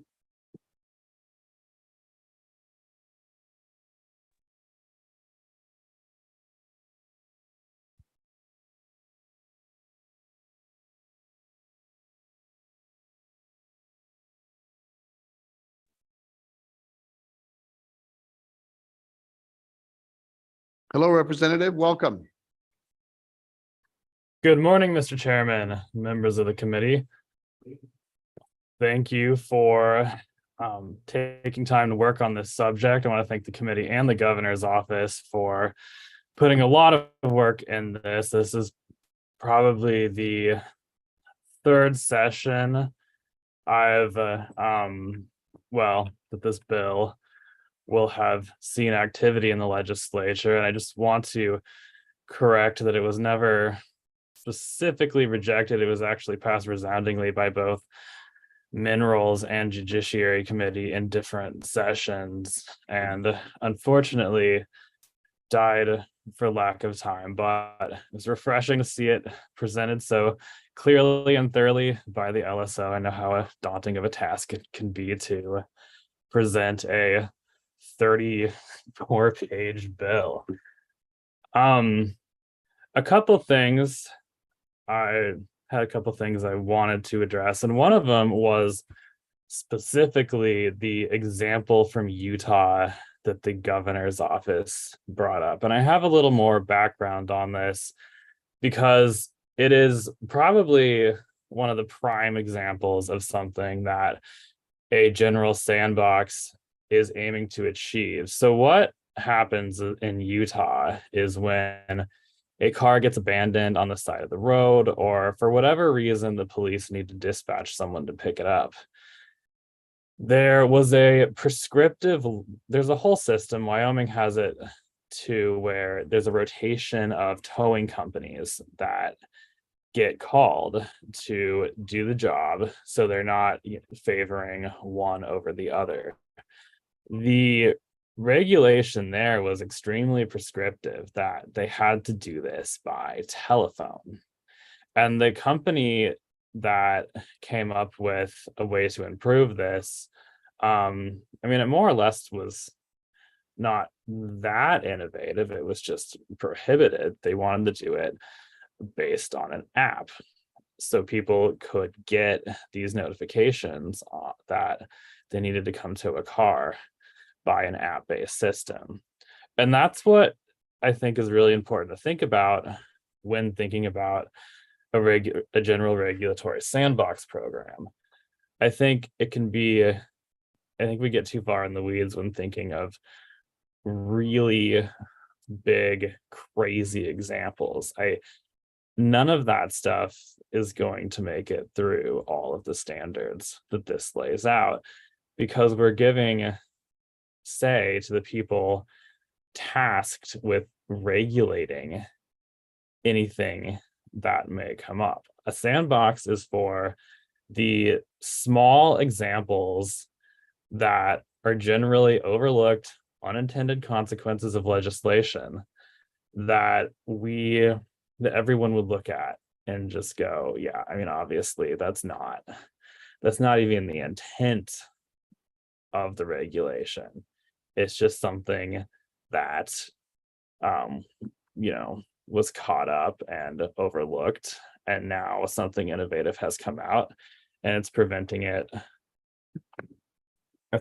company from starting a legitimate business. Other than that, I think a few things to consider. Some of them have already been talked about. An important one is the time frame. In 2022, when the Minerals Committee worked on this bill, and it was carried forward into the 2023 bill, but was not carried forward to this draft, was that the period was extended to 24 months. I believe we left a 12-month extension. But I think having 24 months is really important to give people enough time. And another thing to look at, because as time has gone on, Utah has incorporated all of their sandboxes into one large sandbox, and that might be just an easy addition to this bill. It wasn't something that I wanted to tackle when it was a personal bill of mine, but I think it's something that would be great for the committee to work on. But addressing another point with those sandboxes and conversation about whether or not they've been useful, one of the favorable outcomes of a sandbox program is that it may not be the only solution. It may facilitate the conversations that we need to have to find another solution. And that's often what's happened with our existing sandboxes, as I understand it, and the reason that they haven't been used. But I lost where it was. It's in here somewhere. But that, is outlined as one of the things for the governor's office to look at is there a favorable solution that we can do that's easier than even going through the sandbox? And that's a really important part of it. And I think a big improvement that this bill has over the previous legislation is creating the Wyoming Office of Regulatory Relief. This is something we struggled with quite a bit. Both times is, where to put it, who wants to manage it. And I think it would be a great investment for the state to have an office looking at that subject in particular. And we could would possibly benefit us and specifically benefit the legislature into the future to know what to work on. So thank you, Mr. Chairman. That's all I have for now. Thank you very much, Representative. Any questions for the representative? Any questions? Thank you. You're off the hook. Appreciate it. Is there anybody else online? Is there anybody else in the room? Last call. Yes, ma'am.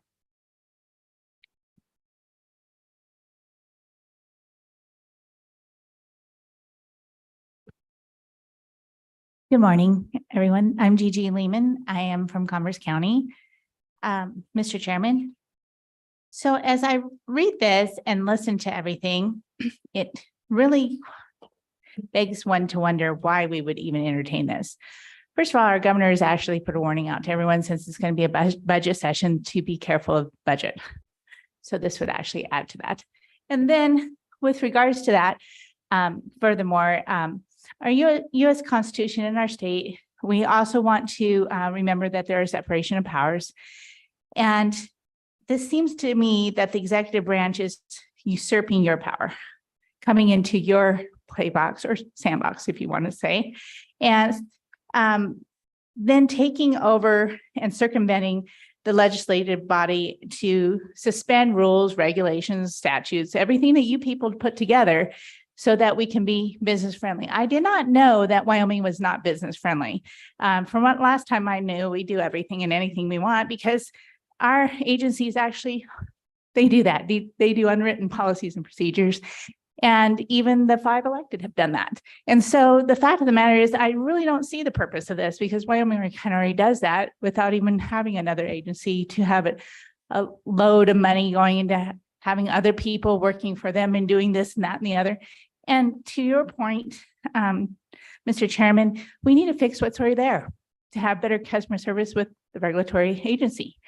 We cannot be taking on another agency when we're trying to look at our budget. And furthermore, this basically gives a free pass for people to go around the laws, rules, regulations, and policies and procedures that are already in place. And no worry, in Wyoming, we actually suspend that anyways with our agencies. They have unwritten rules, policies, and procedures that they do. And if you don't believe me, go ahead and look at our OSLI case for vacant state lease 1-8710. They all admit it. Thank you. Thank you. Stick close. Any questions? Any questions? Thank you very much. Absolutely. You bet. Okay, looking for the last call on the public comment. I'm not seeing any. So committee, how do you want to proceed? Do you want to work this bill now? Do you want to carry it over? Do you want to try to fill in some gaps? Senator Scott? Mr. Chairman, I have the feeling that this bill is just not quite ready for prime time yet. I think there's some lessons to be learned from what we've done and it's not worked. Some lessons to be learned from what other states have done. Maybe if they've garnered some wisdom as to what does work. And I do think it's a bit overbroad, but I think it just hasn't been thought out to the point where it's ready for legislation. And I'm looking to the chairman for guidance. Do we want to try to carry it over the next meeting? Do we want to try to carry it over the next interim?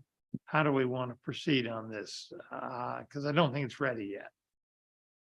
Thank you, Senator. I'm not sure I have a recommendation. Representative Yan. Mr. Chairman, thank you. I think from my point of view, I think that there are ideas that are worth considering on things that we could waive where it makes no sense to have a regulation today. But there aren't that many examples that I've seen where a business couldn't just come to the legislature and come to a committee and try to convince us that their idea is good enough where we can waive it rather than just waive it just for a single individual business to try something out.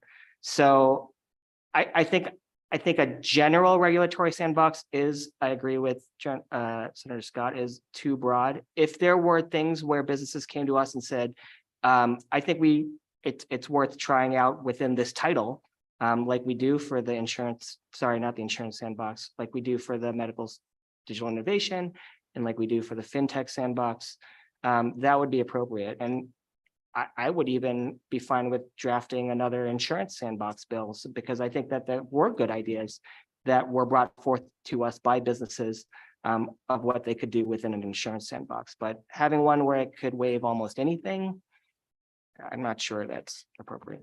Thank you, Representative. Anybody else want to weigh in? Senator Barlow. Thank you, Mr. Chairman. So I'm going to maybe pick up on where Senator Scott spoke a little bit about path forward. I think there are certainly advocates in the room that want to continue to have this conversation. And I certainly respect that there are other ways to accomplish not regulatory reform, but actually reform. I mean, the statutes and the legislature being one of those. So I guess I would say this is probably a 2 interim project, especially going into a budget session for practical reasons, as well as philosophical reasons.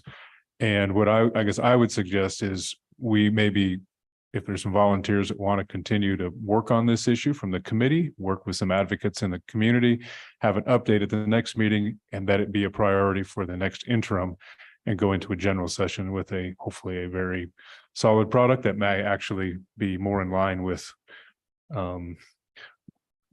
area specific things, or is it more broad? So that would be my suggestion. I think even within the context of the current bill, and it certainly needs some work, this is a heavy lift in a budget session, period. Add that to the policy considerations to be made, I think it just makes more time. So, and I would be willing to participate with whoever might be advocates for at least continuing this discussion to make that effort. So thank you, Mr. Chairman, my thoughts. Thank you, Senator. Looking down. Representative Haroldson. Thank you, Mr. Chairman. So an idea to kind of piggyback on a working group was kind of the thought I had. I think that probably is this process is it's hard to kind of move the details around in this type of a process, where if you had a working group, you could do that more. And then I think also kind of an idea too is, is there a way that we could do something of this nature without it being a loss of power on the legislative branch? And that's an idea to consider, because I think we always should be looking at our statutes and going, you know what, I mean, the reality is we had a statute came forward, you can't idle your car on a public roadway. That came last year. It's like, well, where did that come from? Well, it came from lead gas, and that was an issue. So obviously there are always things we should be looking at going, hey, you know what do we have in our green books that we need to clean up? But at the same time, I do believe that what we have before us doesn't answer that question probably fully, but maybe a working group. I don't know. So I agree 100% with Senator Barlow on that a working group might be the answer to actually going, hey, how can we do this and do it in such a way that accomplishes what we're looking for, of cleaning up our statutes, being friendly to our businesses, but not breaching where we should be standing as the legislature. Thank you. Looking back, what's this, tennis match? Go ahead, Senator Barlow. Mr. Chairman, I think actually that is key, because when someone makes an application, there actually should be a report to the legislature saying, hey, we're going to consider doing this. The legislature would then have an opportunity to actually take that issue up. Sure. And relieve or find that solution. So I think there are other steps that fit into this. And the lack of public participation in this, quite honestly, is frightening, giving that much power to the executive branch, in my view. Thank you, Mr. Chairman. Thank you. I'm just looking around the room. So the path forward that I'm hearing is members of the committee could voluntarily serve on a working group to try to move this forward, and work with folks in the audience and other folks, other legislators. You know, the sky's the limit who you work with, and perhaps come back and give us an update at the next meeting. That may be unrealistic, but we'll leave that on the table. And I'm not hearing a motion. I'm not hearing anything else. So I did hear that Senator Barlow and Representative Haroldson would like to serve on that. Certainly any other member that would want, I heard it. Anybody else could certainly serve on it. It's not limited to this committee in any shape or form. Representative Andrews could be on it. And people, Ms. Delancey could be on it. The governor's office could be on it. But it's kind of in your court to bring it forward if you think you can find something. Is that acceptable? Senator Landon? Mr. Chairman, just a point of order. So do you need any kind of motion to remove it from the agenda today? Or have we just agreed among ourselves to keep working on it? I think what this does is leaves it potentially in the committee's purview, not doubtful for the next committee hearing, but they may want to come back and talk to us about what they've done. But certainly any formal motion would be take precedence over that if somebody wanted. But this sort of leaves it alive, perhaps on life support, and lets people try to move it forward. Is that acceptable? I'm getting nods from the committee, so with your indulgence, let's approach it that way. Let's take a 10-minute break and we'll come back on and go for a new topic. Senator Barlow. Thank you, Mr. Chairman. So I think just to be clear, I'll be glad to not take a chairmanship or anything, but take at least a organizing leadership role and seeing if folks are interested in continuing this conversation. So if that's acceptable to the chairman, I'll just do that. And then he's got it. Done. All right, let's take 10 minutes. And I do mean 10 minutes. So let's come back when the big hand's on the 5, okay?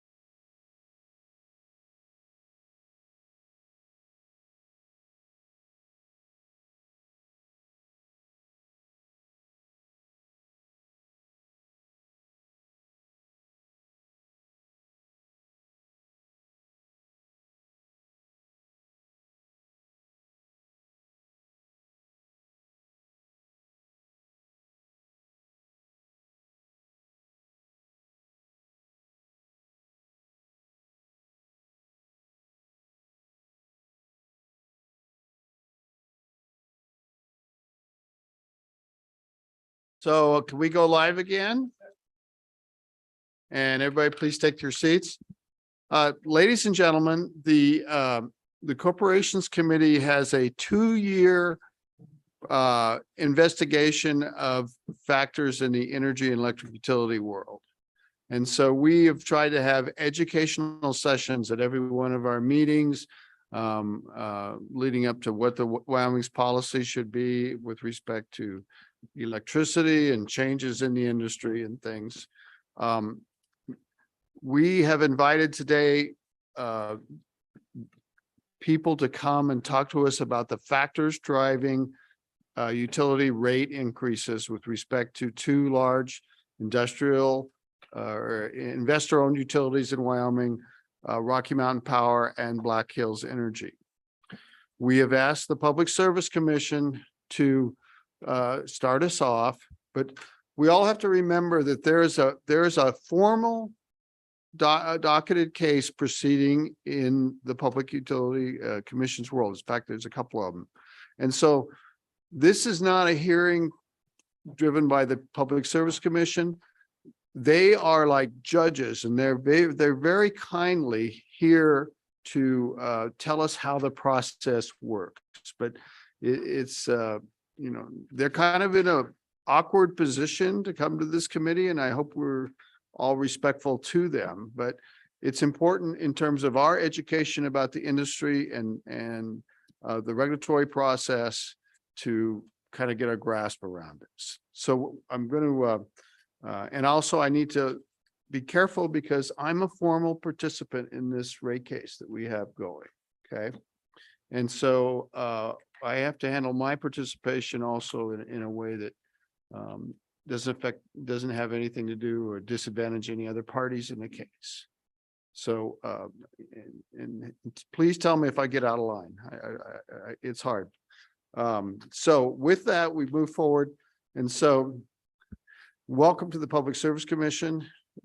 These are appointed officials that run an agency that's not very big in Wyoming, and they have a tremendous job, a big lift to do. So with that, who's going to go first? Is it Mr. Chairman? Madam Chairman, of course it's Madam Chairman. Madam Chairman, welcome. It's good to see you. Please introduce everybody and maybe give us big pictures working down. Thank you, Mr. Chairman, members of the committee. I'm Mary Throne, Chairman of the Wyoming Public Service Commission. With me today, I have Deputy Chair Petrie and Commissioner Robinson. We are happy to be here.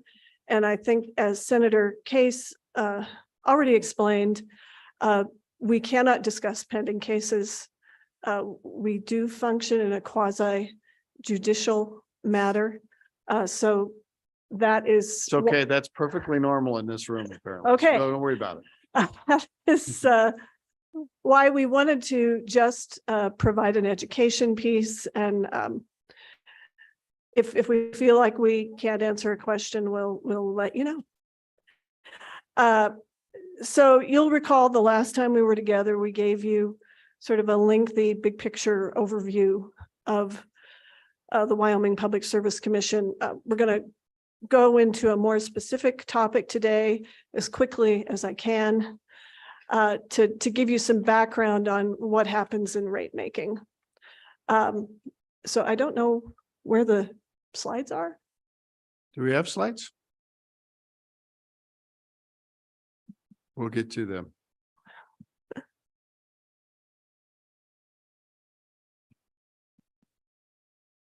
Meantime, We've all been traveling a lot. Been traveling, and you had a fairly late night. How late did you go last night?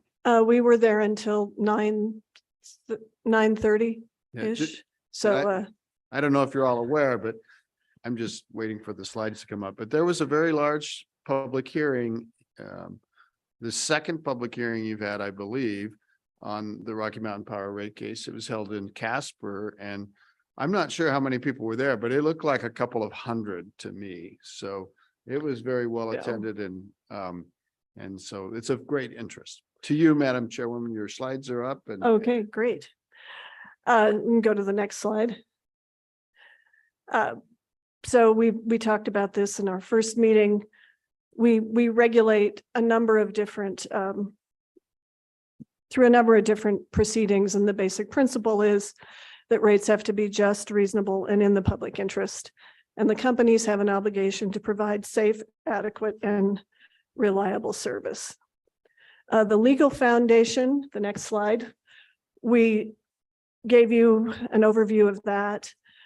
Essentially, the concept of fair, just, and reasonable rates has two elements.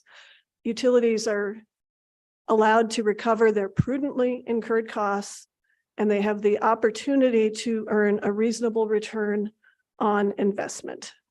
And that gets into a complex economic analysis, but basically that the return to the stockholders, shareholders, should be similar to what they would obtain in other investments with similar risks.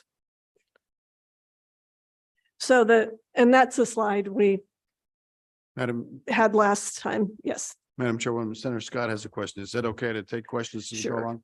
Senator Scott. Sure. You put your microphone on, sir.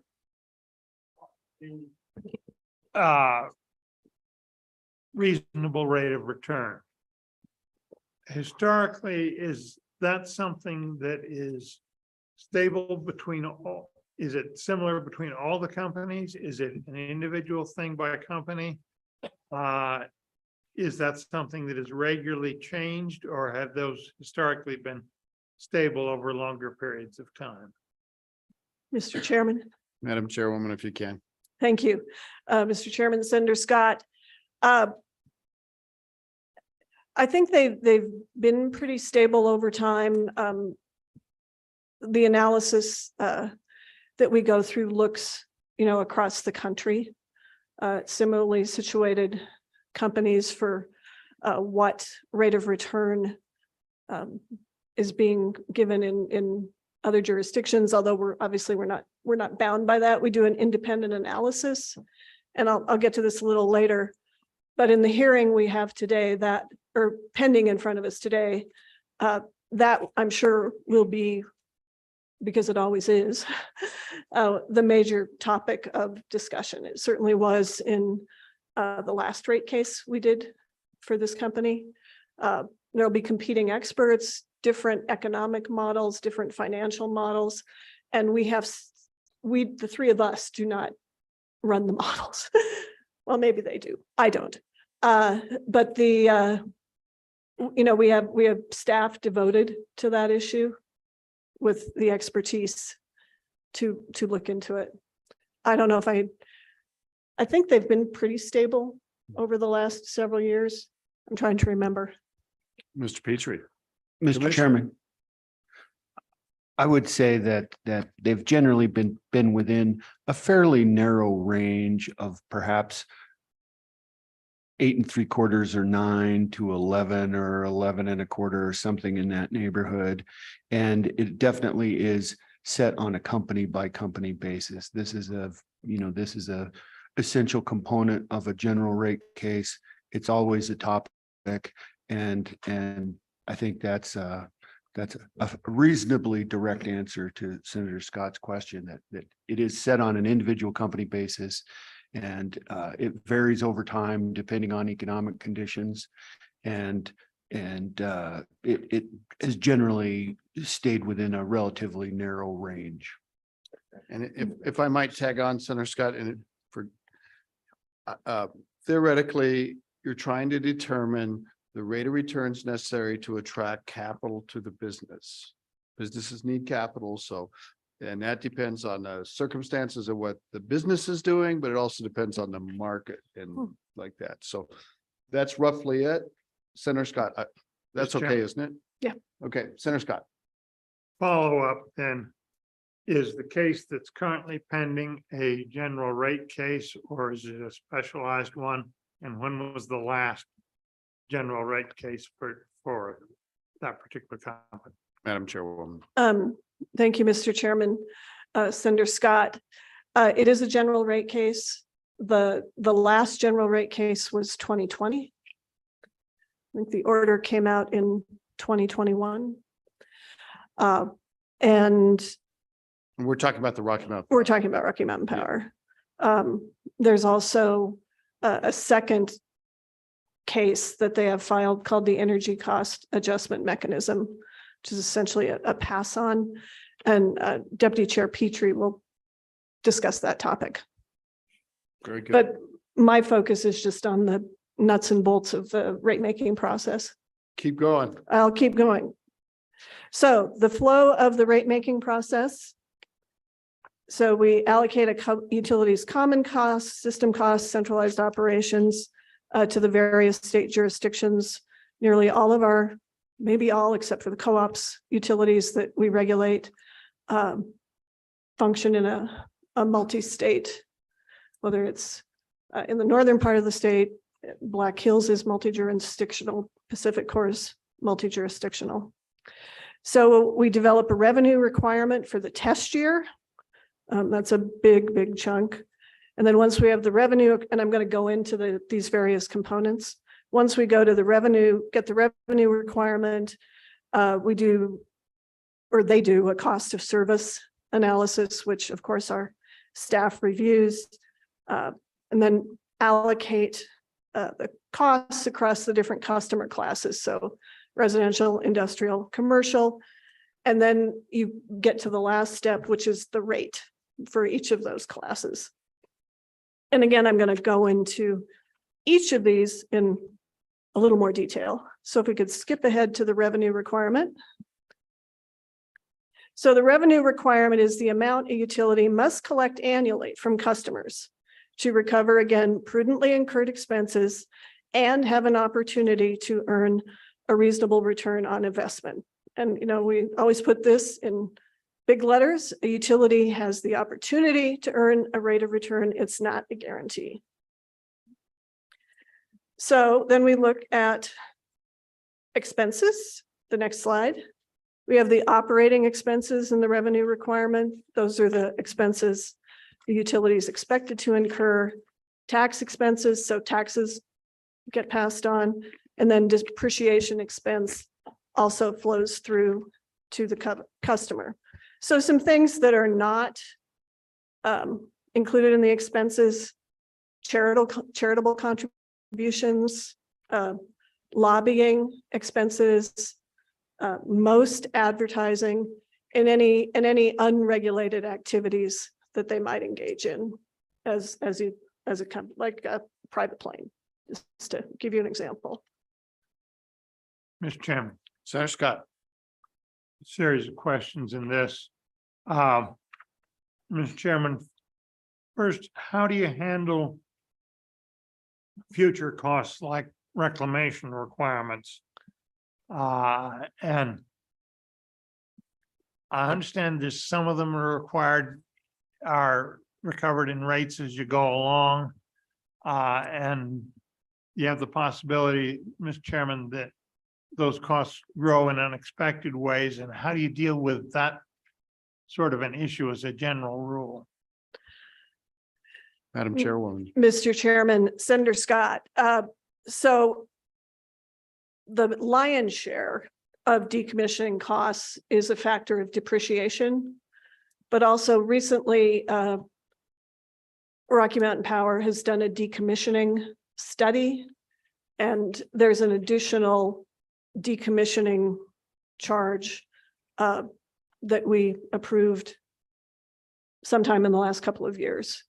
So it's an iterative process. So they do I think 2024, 25 would be their next decommissioning study. I'm going from memory here, Senator Scott. I can get back to you with the specifics of that, but just speaking generally, they do decommissioning studies on a regular basis and then come to us to adjust the rates as needed. And what was explained to us in the last process, and it makes sense, is you get closer to a retirement event, you know, your costs become more concrete. But in the last decommissioning study, they had I'm going to have to get back to you. I can send you the order, but it was a more robust engineering study than they had done before. And so their projected decommissioning costs were higher. Mr. Chairman. Senator Scott. So following up on that, you've got a recovery of decommissioning costs through the depreciation mechanism that has gone on for some time. You have a special decommissioning portion of the tariff currently. Do we have any knowledge of what has been recovered for decommissioning purposes through those mechanisms already? And Mr. Chairman, frankly, where I'm going is I'm afraid that if we don't know what's been recovered already, we're likely to wind up paying for it twice. And I'm concerned about that.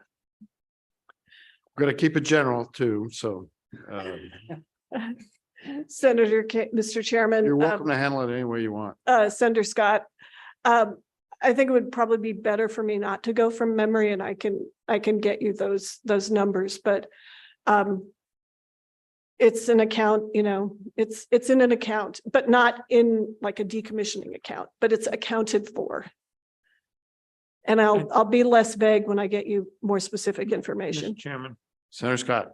For my purposes, at this point, I'm less interested in the specific numbers, but how accurately do we know those numbers, and who gets stuck with the cost if the decommissioning proves to be more expensive than what has been already recovered? Hypothetically, I guess. So, Madam Chairwoman. Mr. Chairman, Senator Scott, hypothetically, we would evaluate that at the time and determine whether they were entitled to recover those additional costs. But I think the important thing is, to keep current with the decommissioning exercise, which the last decommissioning study was robust. So, and I might point out, she's got a presentation in here, the chairwoman does, and that she will talk about the prudency of expenditures and those kind of issues. So we might wait for that that might answer some questions. Is that fair enough? Go ahead. Yes. So that was high level of expenses and operating expenses. Next, another big ticket item is the rate base. And this is the value of facilities and investments to provide service to customers. Again, this is governed by a statute that's been on the books, well, probably for 100 years in some form or fashion. The investment must be used and useful for the convenience of the public. So again, if it's not something that we feel like was the best investment for the public, then it doesn't go into the rate base. And I'd rather not go into the math. But it's a. Want me to do it? No, go ahead. I'm expecting to look at your math in the future, Senator Case. So, it is a formula. It's complicated. It's also tied to the test year. And just to go through those letters. So V equals the physical assets. D is accumulated depreciation. WC is working capital. MS is materials and supplies, and CC is contributed capital, which essentially would be the investment put in by somebody else. Deferred income tax. Anybody want to go out and become a tax lawyer after doing this? I would advise against it. But deferred income tax reflects book tax difference. So those are all issues that our staff is examining at this time. And Madam Chairwoman, wouldn't it be fair to say that you determine the size of this rate base, and then the rate of return is on the value of that rate base? That's why you do it. And so it's basically their investments plus cash they have on hand and stuff like that. So, but that is what they get their return on. How are we doing? Thank you, Mr. Chairman. That was a That was a good summary. There you go. You could have done this. So then we just provided a sample rate base, pretty simplistic example. I think it was, these are part of our sort of standard slides. Like an argument I recall having in prior rate cases, not necessarily Rocky Mountain Powers, is the construction work in progress. Like if they're in the middle of building something and it's going to be complete, does that go into this rate case or does it go into the next one? So we really we go through all of these components with a fine tooth comb. And then we get to prudence of investment and expenses, which is a slide I believe we had in our first presentation. But this is really sort of the heart of the analysis. Is the investment used and useful? Does it benefit the ratepayers? Are expenses incurred to meet the needs of the customers? Are they necessary to provide adequate service? Are the expenses reasonable? So if there's a cost overrun, should that risk go to the ratepayers or the shareholders? Was a project mismanaged, so it costs too much? All of those things are fair game. Again, as I said, the expenses have to be reasonable and they have to be known and measurable. And that can be an issue. Just to give you an example from the last rate case that just came back to me, the poles for the big KV lines that the industrial consumers need are different poles than you need to get the electricity to your house. So we spent a few hours in the last rate case trying to allocate the cost of the poles. Might not have been in the rate base portion, but that just gives you a sense of the level of detail. Mr. Chairman. Senator Scott. Technical question on the second bullet point, ratepayers will drive a benefit. And the question is, what do you mean by that? If you're and let me give you an example. If your electric utility, anything generates electricity is likely to be useful to the consumer. Do you just try to determine that it's likely to be useful to the consumer?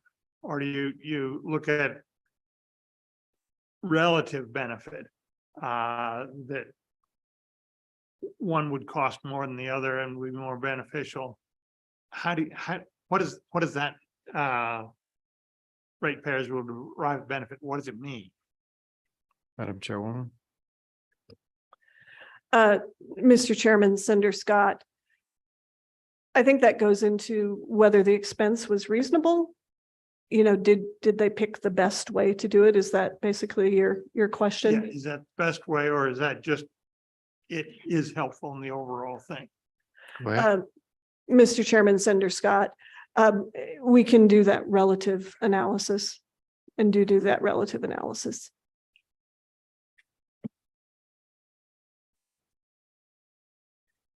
Certainly glad I'm not up here by myself. They can.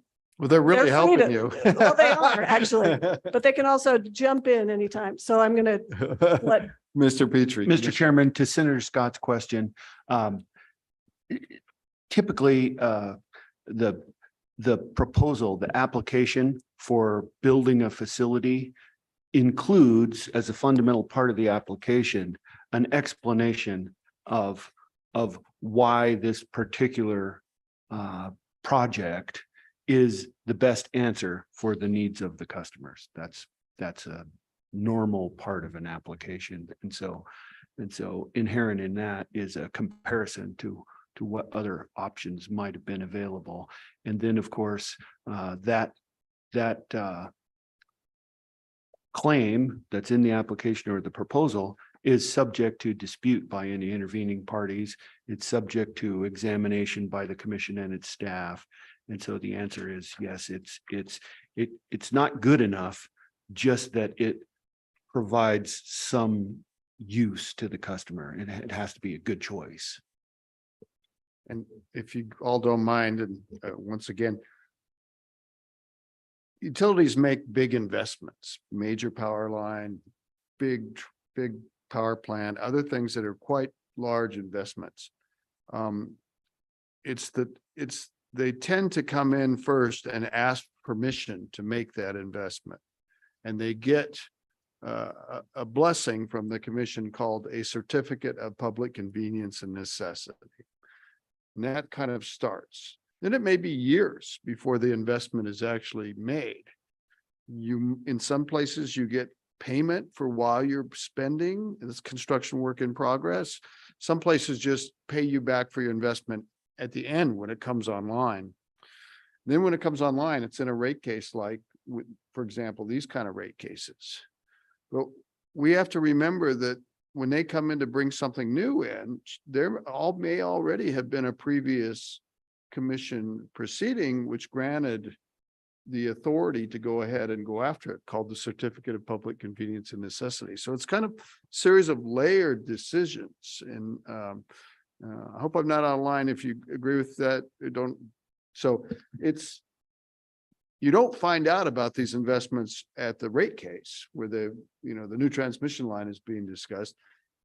It's already been in the planning process for maybe a decade.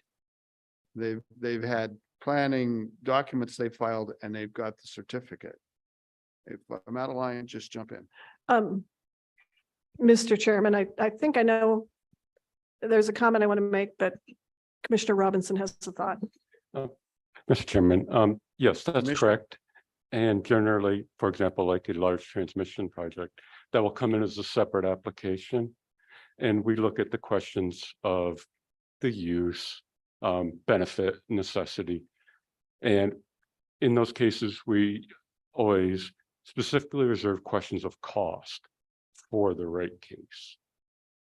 And so in the rate case is when we finally get to see, okay, are these Wyoming's allocated portion of that project reasonable, prudent, and that analysis, and even whether the proposed allocation of that, our share of that project, is appropriate.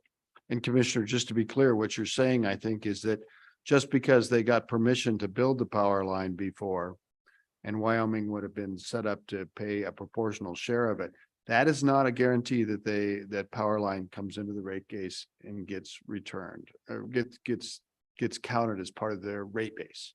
Would that be fair? Yes, Mr. Chairman, that is correct. Thank you. Back to you, Madam Chairwoman. Thank you. And certainly if you want to pull up any of our recent orders for any of the utilities for a CPCN. Certificate of Public Convenience and right, yes, Necessity. thank you.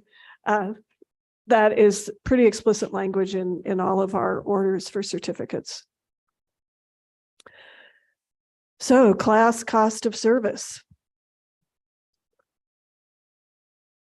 So you categorize the classes based on usage. So again, industrial, commercial, residential, irrigation is a separate class, and I think nearly all cases, lighting.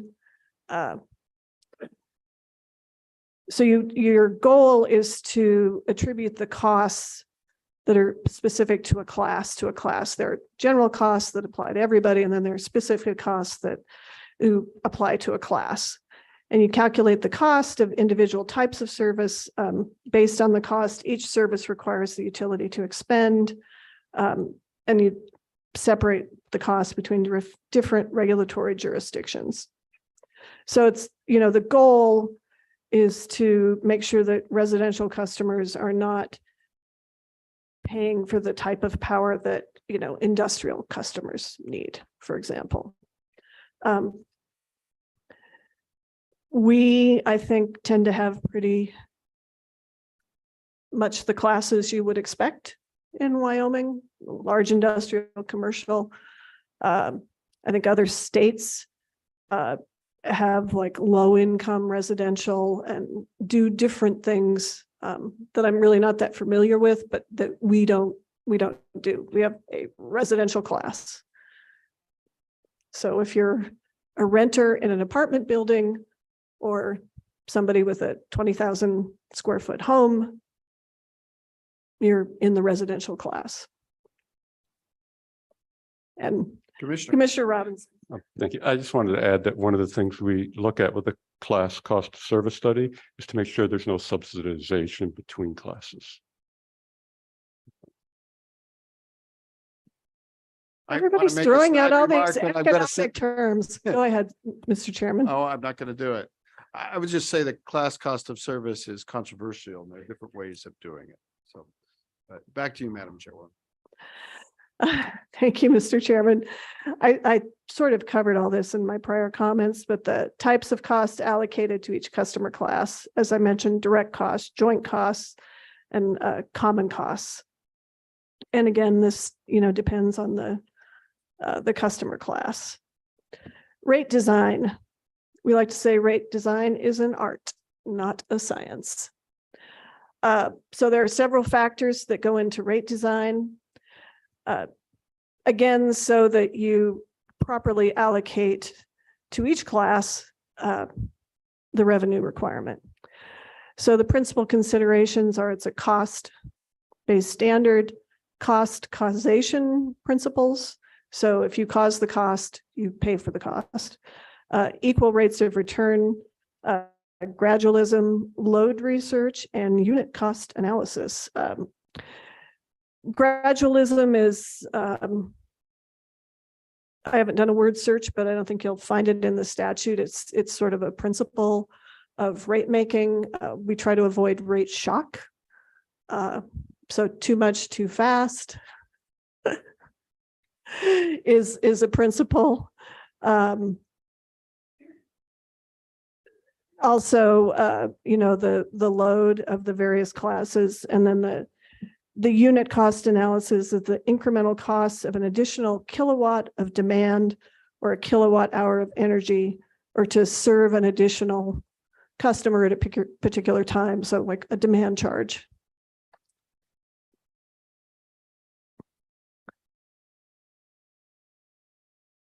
Oh, whoops, I keep getting ahead of myself. So if we go to the types of rates, we have a customer charge, which is, flat monthly fee, usage charges.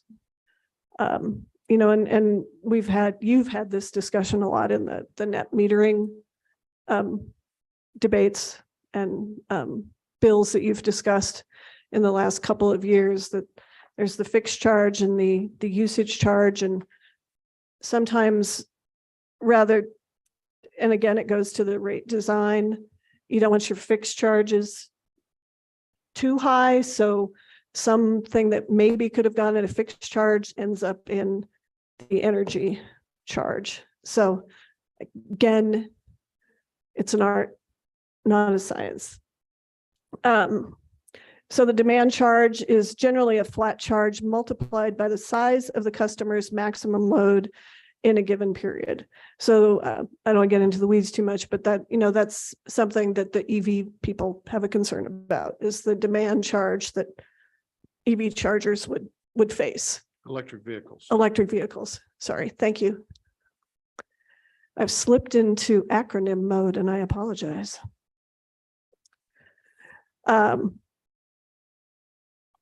So, and I mentioned the net metering, but sometimes net metering or self-generation generally can lead to an under recovery of fixed charges if for a particular utility, if that fixed charge is more in the energy charge as opposed to like the monthly fee. So this is how we are spending our lives right now. The next slide, the general rate case. I just have to make a little joke with Coach Representative Harshman. There was a time last night when I wanted to run across the street and go watch football practice, but so we are in, a general rate case, several of them actually. So the utility obviously does a lot of work preparing a general rate case before they file it. They time their filing. Generally, well, I think always our staff knows when a filing is going to come in for a rate case because it has to fit in our schedule, their schedule, and then they have a time period when they need the rates to go in effect. The review period, it's generally a 10-month process statutorily. So we're in the review period right now. So staff, parties are reviewing the testimony. I believe I mentioned in your last meeting that there's pre-filed testimony, which is different than a normal traditional case. So the witnesses pre-file their testimony with all their exhibits. Then there's rebuttal. Sometimes there's answer to the rebuttal. And that is what our staff is poring over now. There are also, there's basically a discovery process, commission information requests to the parties. And then as in any case, the parties make information requests to each other. And so that's the process we're in right now. So the hearing for Rocky Mountain Power on the general rate case starts October 25th. We have it on the calendar to last until November 3rd. If it takes more time, we'll have to find more days. If it takes less time, we'll be pleasantly surprised. So that will be an evidentiary hearing with opportunity for cross-examination with the attorneys. Commission staff ask questions. We generally ask a lot of questions. And then at the close of that hearing, there's usually briefing. I'm just trying to give you a sense of the timetable. So early November, the hearing will be over. There's usually briefing. Then we review everything and we'll schedule a time to deliberate. We do not deliberate in private. We deliberate in public. So the three of us will not discuss, we don't discuss any case outside our public deliberations.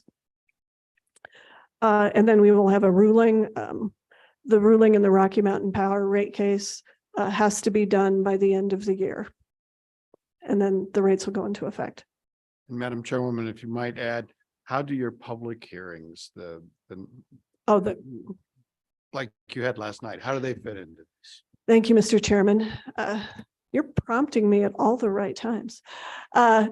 So I've been doing this for a long time. I know. Yeah. The public comment hearings, they become part of the record.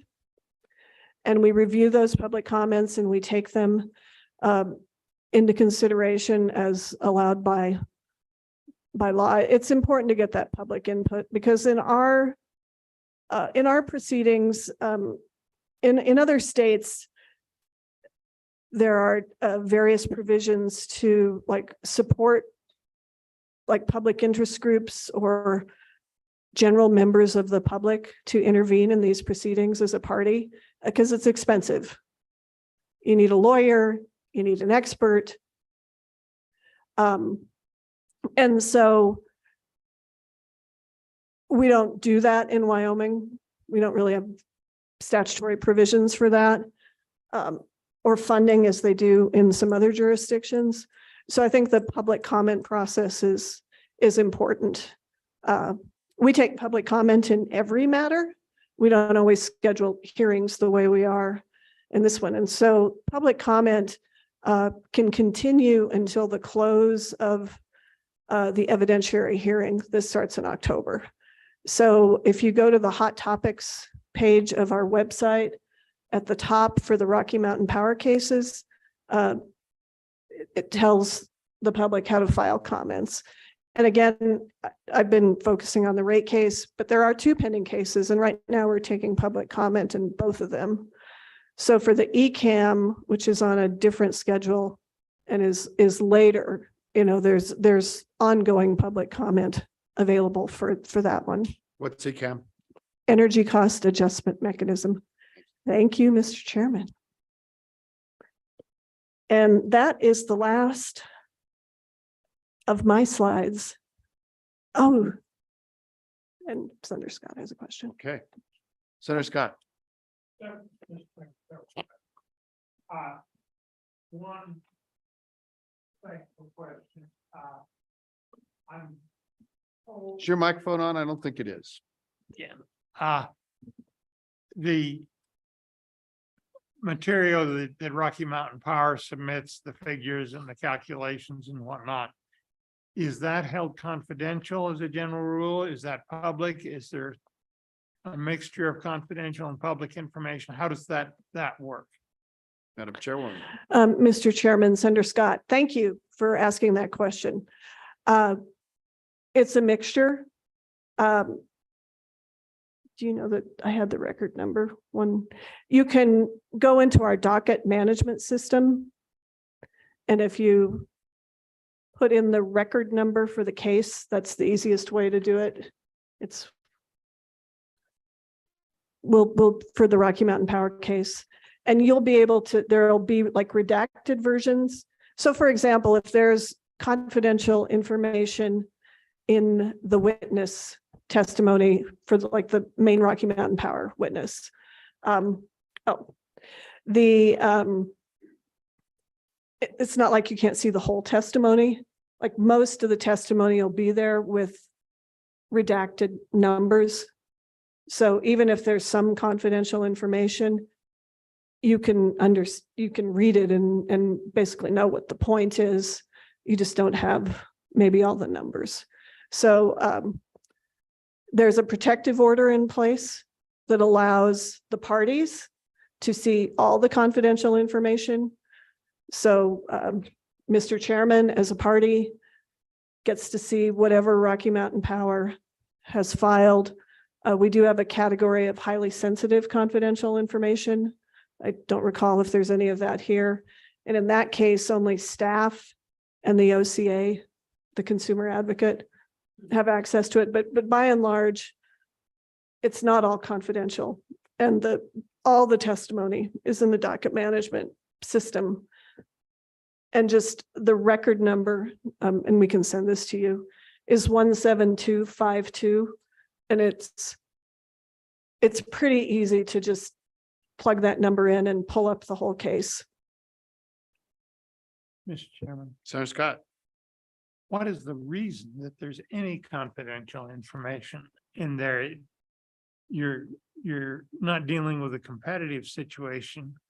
You're dealing with regulated monopolies that how can the public judge whether it's being done right or not if they can't have access to the information and the data?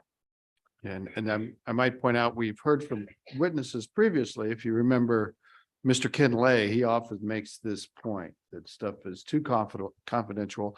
I think we asked that question in Sundance, was it last year? I'm trying to remember, and we had a little discussion about that. Just stage setting. Back to you, Madam Chairwoman. Thank you, Mr. Chairman. Senator Scott. So under the General Rules of Discovery and the Public Records Act, there's an exception for business confidential information. So there's a standard, that the Supreme Court has set for what's business confidential and highly proprietary.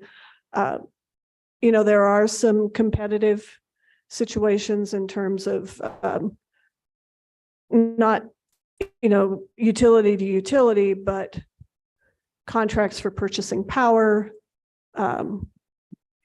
Also customer information,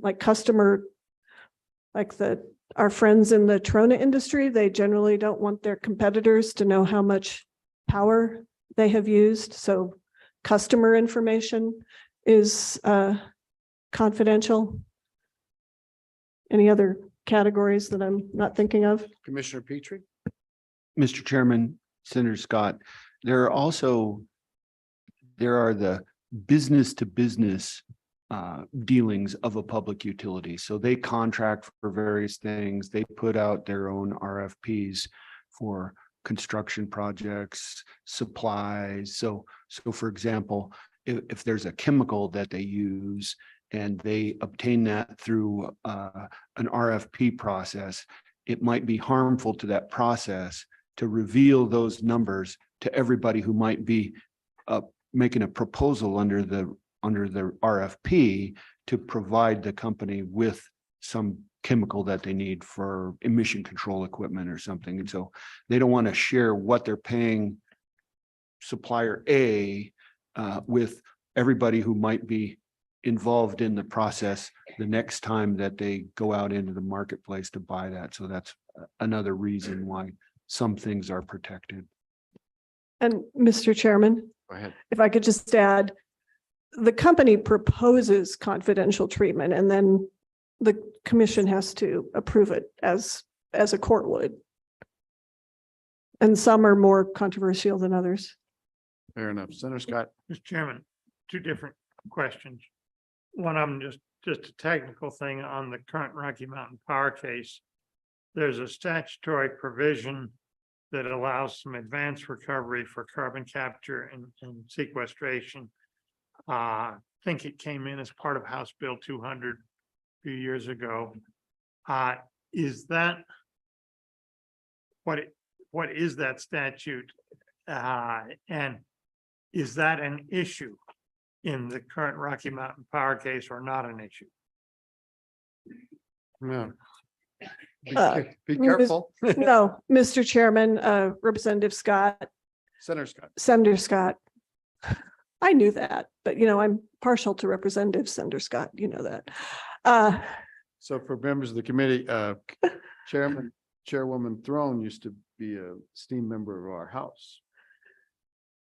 Many years ago. Not so long. Senator Scott,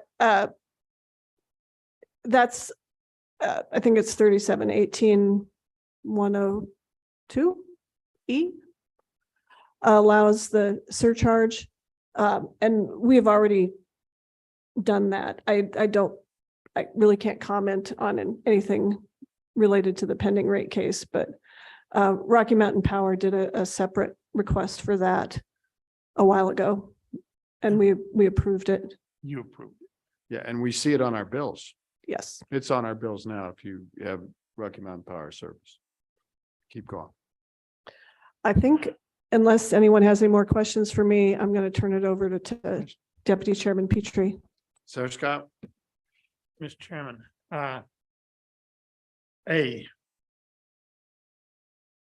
going back to the rate of return, question how those work. The concept I'm used to in that, going back to my business school days, was the concept of the cost of capital, where that's something that each company, large company, has a cost of capital. It's really market determined. Company will usually figure it out what it really is, composite of what they can borrow for, what it costs, they think it costs them to have equity. And that, I suppose, there's a relationship between that and the rate of return. But it strikes me that you have the possibility with the system we have for a perverse incentive. If your rate of return is higher than your cost of capital, then as a business, you have an incentive to want to invest more, have larger projects, get rid of old projects that are depreciated, and get essentially make money by investing more and getting a guaranteed rate of return on it. The general question is what's the relationship between the rate of return and the company's cost of capital, or is that not something you want to get into at this point? I'll let you handle it any way you choose. You can confer. Mr. Chairman, Senator Scott, that will be an issue. But it's a general issue. We consider the cost of debt, the return on equity. It's basically a formula. Weighted by the capital structure. Weighted by the capital structure. Thank you. Yeah. I was trying to think of the right term, Mr. You're doing Chairman. great. Weighted by the capital structure. So the rate of return is three components: the cost of debt or the cost of capital, the return on equity, and then the capital structure. And then you multiply it all together and you get a number. And then that goes into the revenue requirement. But your basic principle, that is something that every commission across the country has to address. Obviously, building things makes money for the company. That's any company, any utility. It's inherent in the model. And Commissioner Robinson has a comment. Commissioner Robinson, welcome. Mr. Chairman, Senator Scott, I just wanted to add that a check on that incentive is the CPCN and the requirement that they come in and get approval for a project, and that they have to show that the project's necessary and it's going to be used and useful. So they can't just build something to get a rate of return. And that's that advanced certificate of public convenience and necessity. So just slight tag on, Senator Scott, you would remember from business school, something called a discounted cash flow analysis. That's one of the tools that's often used. Your point that there has been a lot of discussion in economics in the regulatory world about whether there's a bias in the inherent regulatory process that causes people to overbuild so that they can get a rate of return. Most of the empirical analysis of this in the electric utility industry have compared investor-owned utilities with public-owned utilities and said, well, the rate of return, the regulatory process applies typically to investor-owned utilities, not so much to publicly owned utilities. So we should be able to look and see if there's a difference. And most of the time, we don't find much of a difference. It certainly is a theoretical bias that maybe they will overbuild, but it doesn't seem to be really driving things in a general theoretical way. I'm not commenting on anything to do with this case. Right, and just sort of a simple example, it can a company, and I'm not referring to any specific case or any specific company, but can they use existing transmission or upgrade existing transmission as opposed to building something new? So as Commissioner Robinson said, that's all part of the necessity analysis. Mr. Chairman. To drive it home, for example, in terms of coal plants, they're old. They've been around a long time. And you would think, well, the company wants to get rid of them because they've been on the books so long, they're not worth anything to the company, they're not getting a rate of return. I mean, that's a reaction you might think. But the truth is, when you actually dig at the accounting about those plants, and this is just in general, they've made expenditures on those plants all along, including major upgrades that they've had to do for compliance and things like that. So it's not cut and dry that our coal plants are sitting out there with no value on the books, so they want to get rid of them. I mean, I think that's something you could think about, but it's not necessarily cut and dry. It's not quite that simple. Did you have Senator Scott, do you mind if we take a break? I mean literally, but Representative Newsom, as she got my attention. Go ahead. Ben, thank you for being here, Madam Chairwoman, and thank you to the commissioners for being here. In the first part of your presentation, you had this flow of rate making process with the flow chart. And the top thing on that flow chart was multi-state jurisdictional allocations. And then in the rest of your presentation, you didn't kind of touch on that. So I'm wondering what that is, what states are involved, how that plays into a rate making, what the cost of that is, and if you could explain how that kind of works. Thank you. Thank you, Representative. Mr. Chairman, Representative Newsom, and I'll invite my colleagues to jump in, but all of the state, Montana, Dakota, Black Hills, Rocky Mountain Power, they all operate in other states. So for instance, Black Hills headquarters and the headquarters of the parent company is in Rapid City. But the services that central office provides benefit South Dakota and Wyoming and maybe Colorado, for example. And so that is part of the allocation process. In Rocky Mountain Power's case, of course, we have, there's a multi-state protocol. But that's not really talking about the multi-state protocol. This cost allocation for multi-state utilities is part of every case. So if, for a multi-state utility, not so much, a co-op, some of them are multi-state, but generally not. So Representative Newsom, was your question about how you determine the divide up between the states, or help me, go ahead. Yeah, I think that was the question, is what, How do you do that? so if let's say you have a utility that operates in 5 states.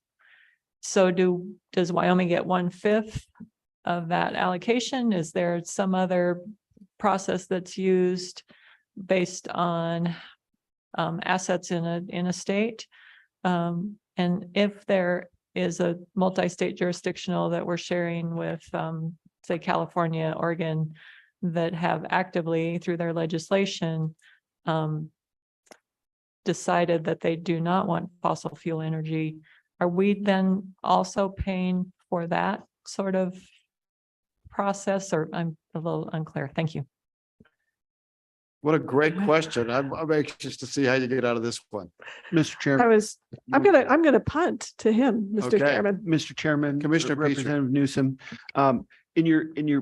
the first part of your question, if there were five jurisdictions being served by one utility, if each of those states was receiving the same amount of service and there was no reason to differentiate between them on the basis of the cost of doing that, then yes, you just give them each 20%. So for example, if you had the headquarters building and the utility served a equal amount of customers and equal amount of utility commodity and the costs were all similar, or the quantity of service was similar, then yes, probably it would work out that each of them would pay 1/5 of the cost of owning and operating the headquarters building. When it comes to more complicated situations like you're referring to with California or other states where they have specific requirements, then those expenses tend to get categorized as either situs or non-situs. And so the non-situs would be the system expenses that can be divvied up according to the share of the load that a state's customers consume. And then situs expenses would be those that are imposed by one jurisdiction for their own reasons, and therefore those should be paid by that state alone. So that's kind of how that works. How we doing? I bet you will. Back down here, Representative Hartsman. Big game tonight. Thank you, Mr. Chairman. This is a bigger game though, I think. What is what is Wyoming's liability or cost or allocation, or what are we on the hook for in this 5-state with this utility? Is it somewhere, it's less than 20%, certainly. I guess the historical allocation is. Yeah, I think I kind of know the number, but I think we want everybody to hear it. Mr. Chairman, Representative Harshman, 15 to 16. in the neighborhood of 15 to 16%. So I think we're also 15% that we're on the hook for, I guess, or that we're And we passed that statute, that bill a few years ago, that closing coal plants. I don't know, I just got this feeling that we're somehow paying to shut down our own coal plants. And I know you've probably heard this 1,000 times, but I just think this committee needs to hear it. And I mean, we changed the presumption, we've changed all that. And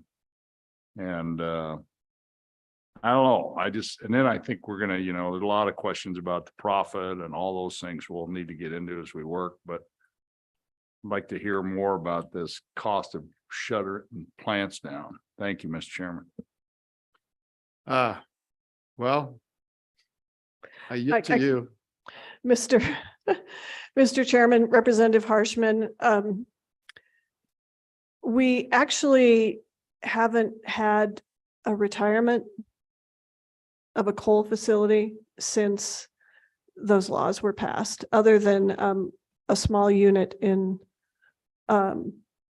Arizona, because the company has come into us for conversions of those plants. Well, only one so far to natural gas, which is Jim Bridger 1 and 2. And they were required to do that as part of a consent decree with EPA and the state, and we're not a party to that. It was related to regional haze. So, and I regret leaving it in the car, but people from Rocky Mountain Power are here. Their planning and their integrated resource plan has shifted more to conversions to natural gas, except for Dave Johnston. Thank you. And just to kind of relieve some pressure on the commission, in very general terms, the allocation of cost will be a major issue in this rate case. It's a big deal.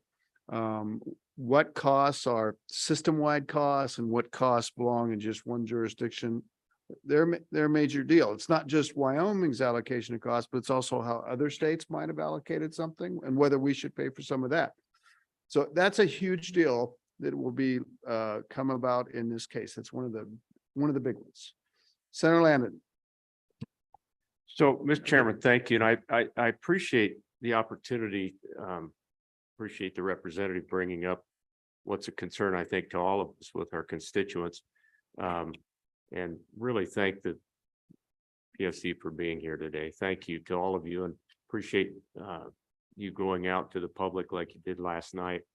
That was a late night, and now you're here today. So there's a lot of perception out there that goes to exactly what we're talking about right now, which is, hey, we've put up all these windmills on behalf of the left coast states. We're beginning to retire our coal plants in favor of, so that multi-state jurisdictional issue must be difficult. I'd be interested in whatever you could share with us with respect to the challenges of determining in all those states what's really going on as you evaluate a rate case. That maybe you can't say much about that, but it's got to be challenging. It's challenging for us to try to explain to our constituents that we're really on the hook for 15%, but does that make sense? It's a big deal. And I leave it in your court how you want to handle this. Mr. Chairman, I'm thinking. Small lifeline. I will turn to Commissioner Robinson. Commissioner Robinson. Thank you, Mr. Chairman. Senator Landon, I'm going to try to be careful here, but when a utility proposes an allocation of costs among states, they still have to provide evidence to support that allocation. And so when we do actually have a hearing in a rate case, that allocation is subject to scrutiny and may be challenged by other parties in the case. Back to you, Madam Chair. Mr. Chairman, Senator Landon, those are challenges. Differing state policies Because obviously a utility has to, like any business, has to comply with the laws of all the states in which it operates. And so that's a challenge for them. That's a challenge for us. It actually makes our job interesting. And, you know, something I learned on the other side of the table is, you know, relationships matter. So this doesn't directly answer your question, but we actively engage in conversations with commissioners across the West and share our concerns. And they're well aware that we have a different environment than they have. And we talk a lot. Okay, let's go to Representative Ottman and just try to pick all these up. Go ahead, Representative Ottman. Thank you, Mr. Chairman. Just to qualify what you just said, one of the comments that I heard last night a couple times was that possibly, or I read it, possibly to ask for approximately 30% when everything came out later. So 15 or 20 might be less, and that was a strategy. But what I'm hearing you say is that everything needs to be scrutinized and everything needs to be proven. So when I looked at this chart and it said preparation, filings, everything, new rates, is it always that there's going to be an additional new rate, or how does that work? Thank you. So I don't know, there was a little bit of specifics in that question. So let's keep it at a general level.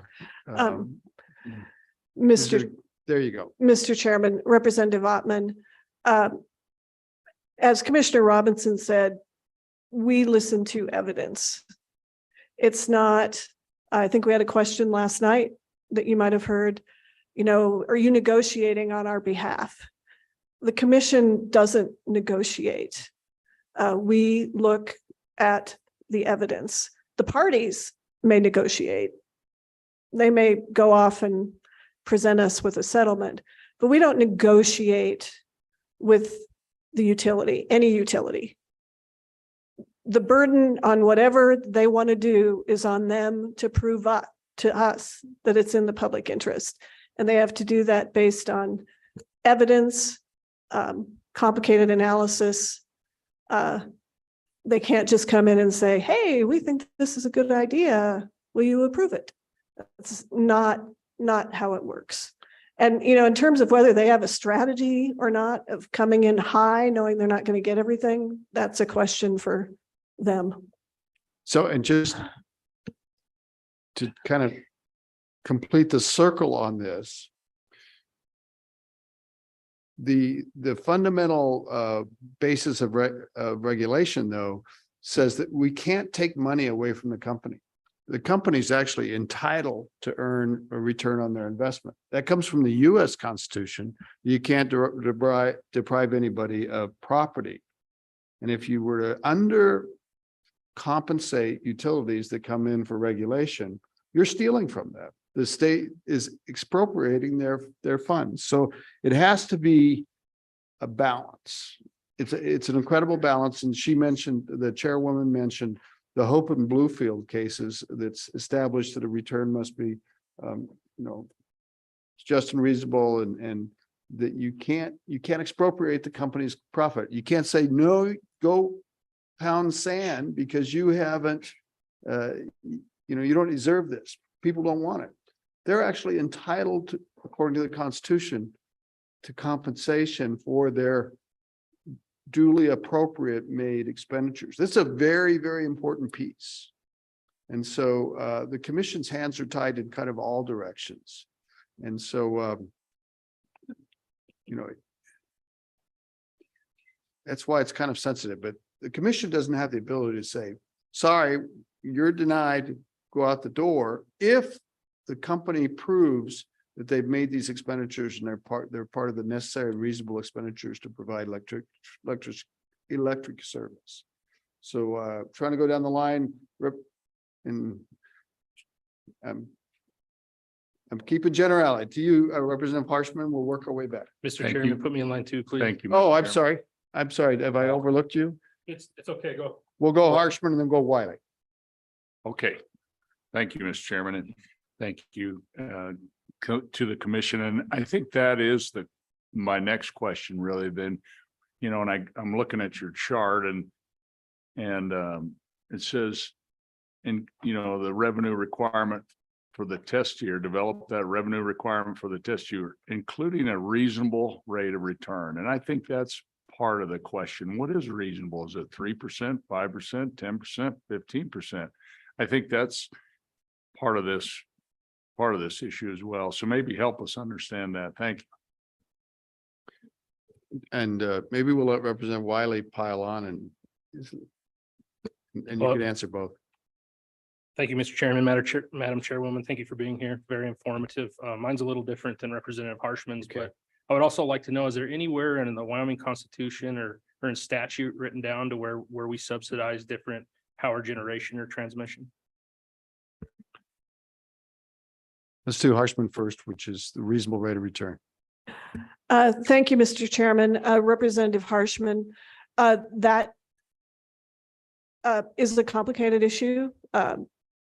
And actually, probably, I just recall from the last rate case with Rocky Mountain Power, to me was one of the most fascinating, with competing experts, different models of how you should predict that.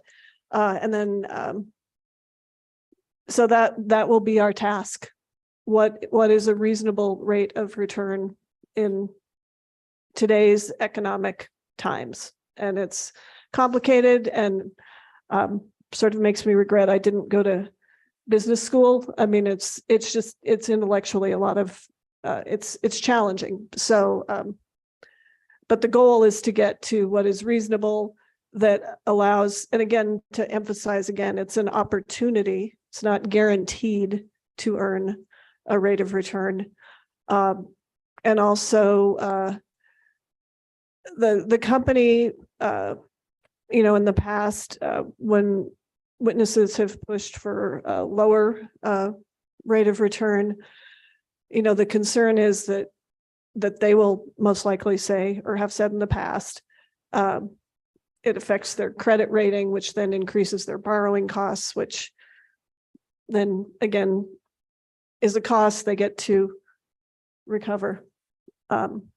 So it's all a balance with the constitutional requirements, with what is reasonable, what is in the public interest. Then to Representative Wiley's question about whether you're directed to have include subsidies due to the law or Wyoming Constitution.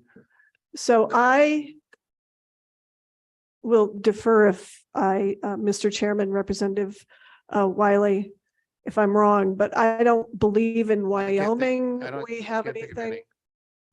There, as everybody's aware, there are assorted credits at the federal level that pass in past rate cases. How those are treated and when they pass through to the customer, et cetera, is an issue, but they do pass through to the ratepayers.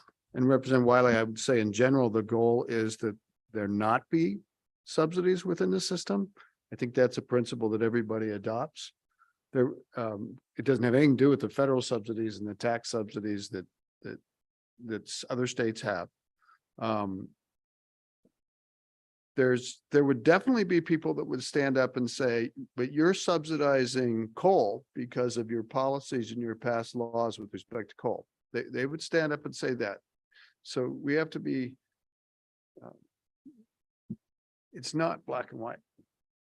And there might be people that would say, well, you're subsidizing wind because of particular rules with respect to wind. Maybe it's about taxation or maybe not. So it's not black and white, but I'd say their principles are that they try to eliminate and police subsidies between customers and technologies and on. Representative Knapp. Thank you, Mr. Chairman. Just a clarification on the cases itself. I was looking on the website and you basically come out with findings of fact and conclusions of law in your judgments. In rate cases, is it simply a matter of a yes or no decision, or do they come back, if it's rejected, do they come back with a different rate under different sets of conclusions, or how does that work? Madam Chairwoman. Mr. Chairman, Representative Knapp. So we have the ability to scrutinize all the elements of all those components. We'll accept some, we'll reject some. I mean, just as a general rule, we might change some of them. And then, their options, if they really think we made a bad decision, they can appeal to the courts, as they can appeal to any decision of an agency. We're governed, I don't think I mentioned this specifically, by the Administrative Procedures Act. That's what governs our contested cases. So we have to support all of the decisions we make, and they have to be consistent with our legal authority. So that's how that happens. And if, I guess another risk, rate cases are expensive. They cost a lot of money for everybody involved. So that's why they're called general rate cases. We try to deal with as much as we can, not too much, at one time, so that they're not coming in a year from now with another rate case, because that is expensive. But that is an option that they have. If they don't like what we decide, they can file another rate case. Senator Scott. Microphone. Several questions. You mentioned that the advanced recovery for the carbon capture was a rate case that you had and was settled in the result. What was the result of that in terms of a percentage rate increase?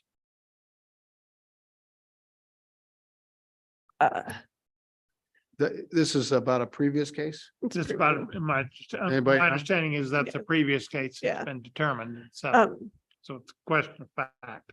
Mr. Chairman, Senator Scott, it was a 0.5 surcharge. And it is on the bill. I'm not I am a Rocky Mountain Power customer in Laramie, but if you have a constituent who's a Rocky Mountain Power customer, there's a line on the bill that explains that surcharge. And it was to recover the costs of the process they're going through. I do recall that we reduced their initial request, or maybe they did. I mean, everybody looked at it and figured out that it was miscalculated. So that's all in the order. And Senator Scott, I'll get right back to you. I just want to talk about housekeeping, how we're going to get through today. Okay. And so we have to finish up with the PSC, and the Office of Consumer Advocate is here. We should give him a chance to address us. He's not formally on the agenda, but he's an official agency. And then my intention would be to hear from the utilities themselves, and then public comments. So the question is, when do we fit lunch into all this? I think we prefer to take lunch rather than try to work through. I think it's going to be very burdensome. And so I would propose that we break after the OCA for lunch and come back and hear from the utilities. Is that going to be? And so think about your questions in that line. Mr. Chairman. Yes. We still had a couple of slides on. I'm not cutting you off. Okay. Yeah, I'm sorry. And Senator Scott has at least a couple more questions, I suspect. And I'm not trying to cut him off either. I'm just trying to telegraph to everybody what we're going to do. And I do apologize for getting you off schedule.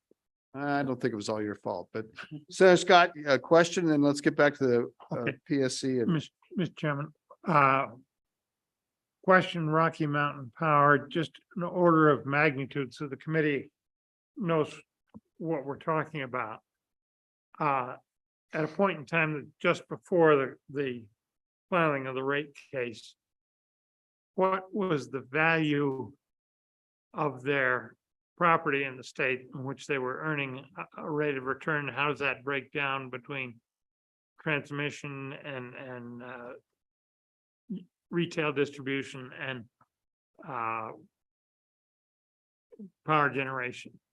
Senator Scott, would it be okay if we requested that from the utility? That'd be fine. Is that all right? We'll put that on with the utility if Okay. that's and- okay. and let me say to him, I just wanted a general Right. figure, just so we have order of magnitude. Okay, And I have a couple of very general questions, Mr. Chairman. let's hear them. In the country as a whole, there was an article in the Wall Street Journal, two of them in the past couple of weeks, that said in general, utility rates were coming down. And I think they were mentioning a 3 to 5% rate decrease as a result of the decline in the prices for coal and natural gas primarily. Question is, from your knowledge of what's going on nationally, is that report relatively accurate? And does it apply to Wyoming utilities other than the Rocky Mountain Power that we're talking about? It's kind of tricky. That cost of fuel is a item in this case and what the projected Yeah, cost would be. And I don't want her to get into the specifics of this case or the specifics of Rocky Mountain Power. I want to know. Yeah, I don't know how you handle that, but I yield to you. Mr. Chairman, Senator Scott, if you don't mind, I think that the pass on issue, which is essentially what you're referring to, is going to be covered by Deputy Chair Petrie. But I'll just take it out of electricity and talk about natural gas. We have seen, I think, mostly a decline in the natural gas pass on rates of late. I think I can in the natural gas side. And Mr. Chairman, Senator Scott. the other Wall Street Journal article said that the price of constructing new solar and wind power was going up significantly because of supply chain problems in some of the components. And the same question, maybe it's for the utility really, is are we starting to see that? Is that an accurate thing? And Mr. Chairman, the final question is just with regard to our neighbors in Nebraska. Is that a public power system? Who owns the basic power system? Is it the state of Nebraska? There are two major power districts in Nebraska. I've worked for both of them. OPPD and I can't remember, two major publicly owned standalone agencies that provide power in Nebraska. There may be other municipal outfits, but there's virtually no private power provision in Nebraska. That's what I recall. NPPD, Nebraska Public Power System, and Omaha Public Power System. They're the two majors. Can you help with the other questions about and you can, the cost of wind facilities going up and you can punt to the utility. That's what I do. I will follow your advice, Mr. Okay. Chairman, and punt to the utility. All right, we're going to hear from the utility. Back to the commission to finish up their presentation. Deputy Chairman Petrie. Thank you, Mr. Chairman. Just a few quick words about the way that commodity costs are handled by the commission and the utilities. Commodity costs are a special category of expense because they're subject to a relatively large amount of volatility. They're a large share of a utility's costs in most cases. and they're not controllable by the utility or the commission. So wholesale natural gas prices, wholesale prices of any of these commodities are not controlled by the companies or us. So these are typically dealt with in separate proceedings from general rate proceedings that are narrowly focused and are generally quite a bit more frequent. They usually get filed either on a monthly, quarterly, or twice a year basis. So essentially the way these work, and I'm going to make it as simple as I can, and we can answer any questions if you have them, but the utility comes to the commission and forecasts. They come to the commission with a forecast of what they expect to have to pay for their commodity that they're going to pass on to their customers. And it's a forecast, so it's a future period, what they think they're going to be paying. Then they provide the service. And then at the established interval, they come back to the commission with their actual costs, the actual prudently incurred costs of the commodity. The commission looks to make sure that they're doing a good job of obtaining the commodity at a good price, and another forecast for the upcoming period. So since none of the forecasts are ever perfect, there is a balancing account. So we true up the difference between what they predicted they were going to have to spend and what they actually spent to get the commodity that they need to supply to their customers. And then that usually becomes a surcharge or a surcredit, depending on whether they underguessed or overguessed what they were going to have to pay for the commodity. And then that is squared up to the customers. There's no markup or profit allowed on the commodity component of the utility service. So the gas company doesn't get to mark up the gas that they buy wholesale and provide to the customers. It's a pass through.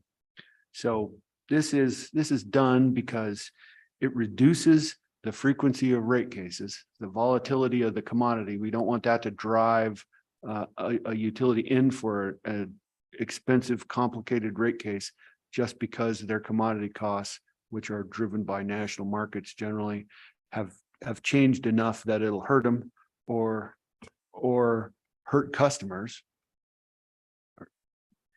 And it's also keeps the frequency of doing these things a kind of simpler focused proceeding.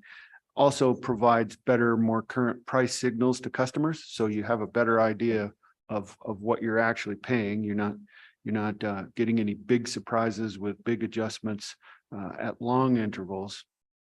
And then and of course, this applies to gas, electricity, water, any of the utility commodities. Like, for example, water utilities. Many of the small private water utilities are purchasing water from a municipality. So the municipality raises the rates. The water utility comes into the commission and tells us, hey, we know what our rates are going to be in the future because the city council just said they're going to raise the rates 10%. So we would allow that to be passed through, and they wouldn't have to come in and talk about depreciation or salaries or insurance or any of their other operating expenses. We just deal with the commodity expense, and we keep it so that the company is not bleeding money, paying more than the rates contain, or making excessive profit in the case where the commodities have gone down. In the case of more complicated utilities, like a vertically integrated electric utility that has its own generation, then you have an analogous but more involved proceeding. In fact, one of the parts of the Rocky Mountain Power situation at the moment is their cost adjustment mechanism, and those are a similar concept, but they're having not just purely commodity costs. They may have fuel costs. They'll have wholesale power purchases, wholesale power sales. And so you consider all those commodity and commodity related costs in a mechanism that's established by the utilities tariff, or established, reflected in the utilities tariffs.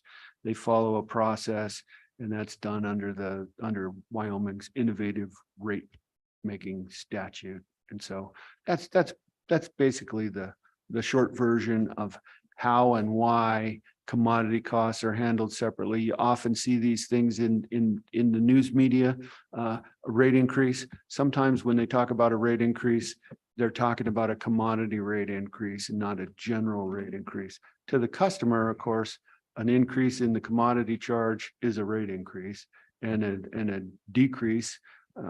We had a question a minute ago about whether utility rates were declining. I think that not in the bigger picture, but in the sense of the commodities, if natural gas prices decline 10%, then shortly we'd see that reflected in the company's filings for their commodity pass-ons and balancing account adjustments. So, And Mr. Petrie, just to reassure us, what makes the company come in to do it when it's a reduction? Why wouldn't they just say, well, I'm not going to come in? well, Mr. Chairman, it's according to the tariffs that the commission has approved. So the different utilities, like I mentioned, some of them file every month, like Montana, Dakota files a gas pass on every month. So It is what it is. and so there's a schedule basically that it might be every month, it might be every quarter, it might be twice a year. But I think that's the longest interval that any of them are currently using. And the other thing that prevents that is that they have to present their actual costs, and there's a balancing account. So even if they did try to stay away or make an excuse not to come in, eventually you'd see their actual cost of commodities, and you'd see that they'd been paying less than they were charging customers. And since there's no profit allowed on commodity, then there would be a credit would be made to the customer's bills. So they would be required to refund anything beyond their actual costs that they had collected through the rates. Thank you. Okay, why don't you keep going and finish up?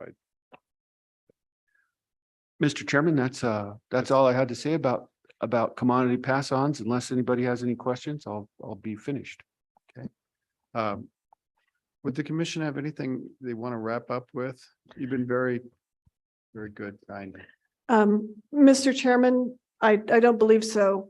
I just wanted to mention, since you have Black Hills coming up, they recently went from an annual to a 6-month. Theirs is called a power cost adjustment, PCA. And again, these are all governed by the tariff. So once the tariff is approved, we follow the mechanism in the tariff. And then if that's not working, then you have to change the tariff, which is another proceeding. But we appreciate your interest and your questions.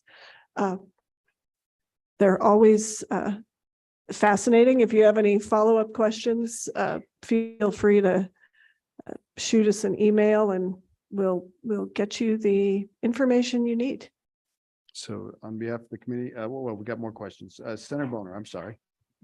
Yeah, Mr. Chairman, if it's okay, I have a question not related to rate increases necessarily, but a Sure. general. Anything related to PSC. Okay, thank you, Mr. Chairman. So part of our charge as a committee in the interim is also looking at reliability. And, I think my colleague from Casper mentioned some of the concerns about being too responsive to West Coast states and their standards, and maybe even federal standards that seem to be constantly in flux. And I think that might affect some reliability as well as the rates. So I was just wondering, and with, I believe it was House Bill 200 a few years ago, I'm looking at 3718-102, A-5. There is a reliability standard as established that you administer. I was just wondering if you might be able to briefly give the committee an overview of how that works, and maybe we might have a little discussion a bit later about maybe further direction we can give you. But I think that's also an important component of what you do and how we deal with a lot of the issues that we're facing. That's a good question. Mr. Chairman, Senator Boner, we consider reliability in practically nearly everything we do. With regard to that particular statute, we have been focused on the House Bill 200, or I'm sorry, the carbon capture, low carbon reliability standards. We have not really initiated proceedings, but we have general I'm going to have to use the acronyms, Mr. Chairman, I apologize. SAFE and SAIDI, which are metrics that measure the outages, the frequency of outages of the utilities. And I always have trouble spelling those out, but we do have regulations in place. But we haven't established baseline standards for each utility. Yeah, you know, a lot of people get the reliability thing a little, it's difficult. You have, when we talk about, gee, we're changing the generation mix and there's all these big changes, and so that affects reliability. Usually when you have an outage at your house, it has nothing to do with that. It has nothing to do with that. It's usually something, a pole fell over, someone drove into it, a transformer blew up. So in your mind, there are these general issues of reliability and power outages that are important, but most of the power outages that we see as individuals are pretty localized and small scale and relate to some accident that happened on the power line, tree fell on it, and it's just in your neighborhood or just in your town. So the evidence, but it is true that the number of power outages that people experience in the United States of America has increased.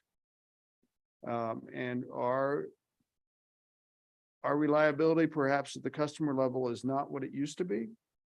But whether it's caused by these big system changes or it's caused by more local events, I think that's remains to be seen. And correct me if you think I'm wrong on any of that.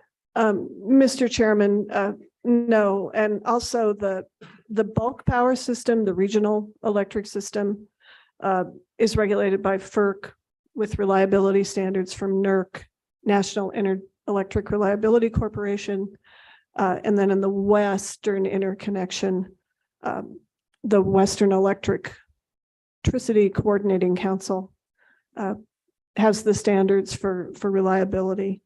But just to tell you what those acronyms stand for, SAIDI is the System Average Interruption Duration Index, and SAFE is the System Average Interruption Frequency Index. So one is duration, one is frequency. And we have data on all of our utilities for those numbers. And just one final point on reliability, and back to you. We are moving into a new territory where the amount of renewables in the grid are higher than, of course, they've ever been. Whether that has implications for reliability, it certainly seems like it would, and people are forecasting that. But that's out there. Senator Boner, I'm sorry.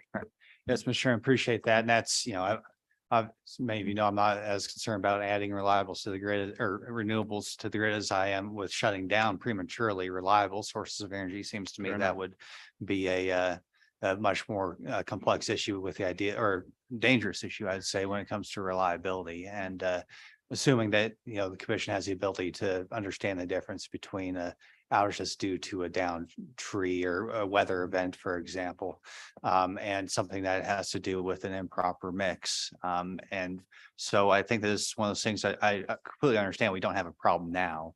But moving forward, I think it's important that we don't wait until there's a problem either. And so specifically, I think we had some conversation about the state of Maine has an ability. I understand FERC basically has an ability to levy fines and regulate reliability. But does the state of Maine have its own ability to levy fines if there's a reliability issue? And is that something we might consider? Did you see that? Mr. Chairman. Commissioner Robinson. Senator Bonner. Yes, my understanding of the situation in Maine is that their legislature passed a law which directed their Public Utility Commission to establish certain reliability standards. And then through rule, and then gave the commission the authority to fine any utilities that didn't comply with them. And those fines were not insignificant. That illustrates one way to approach the reliability issue. You don't direct the utility to do something specific, you direct them to achieve a result, and they have to get it. So there are, at a local state level, we would have that authority, but for the bulk system, we would not. Representative Haroldson. Thank you, Mr. Chairman. And so obviously we're talking about a multifaceted and incredibly complex system.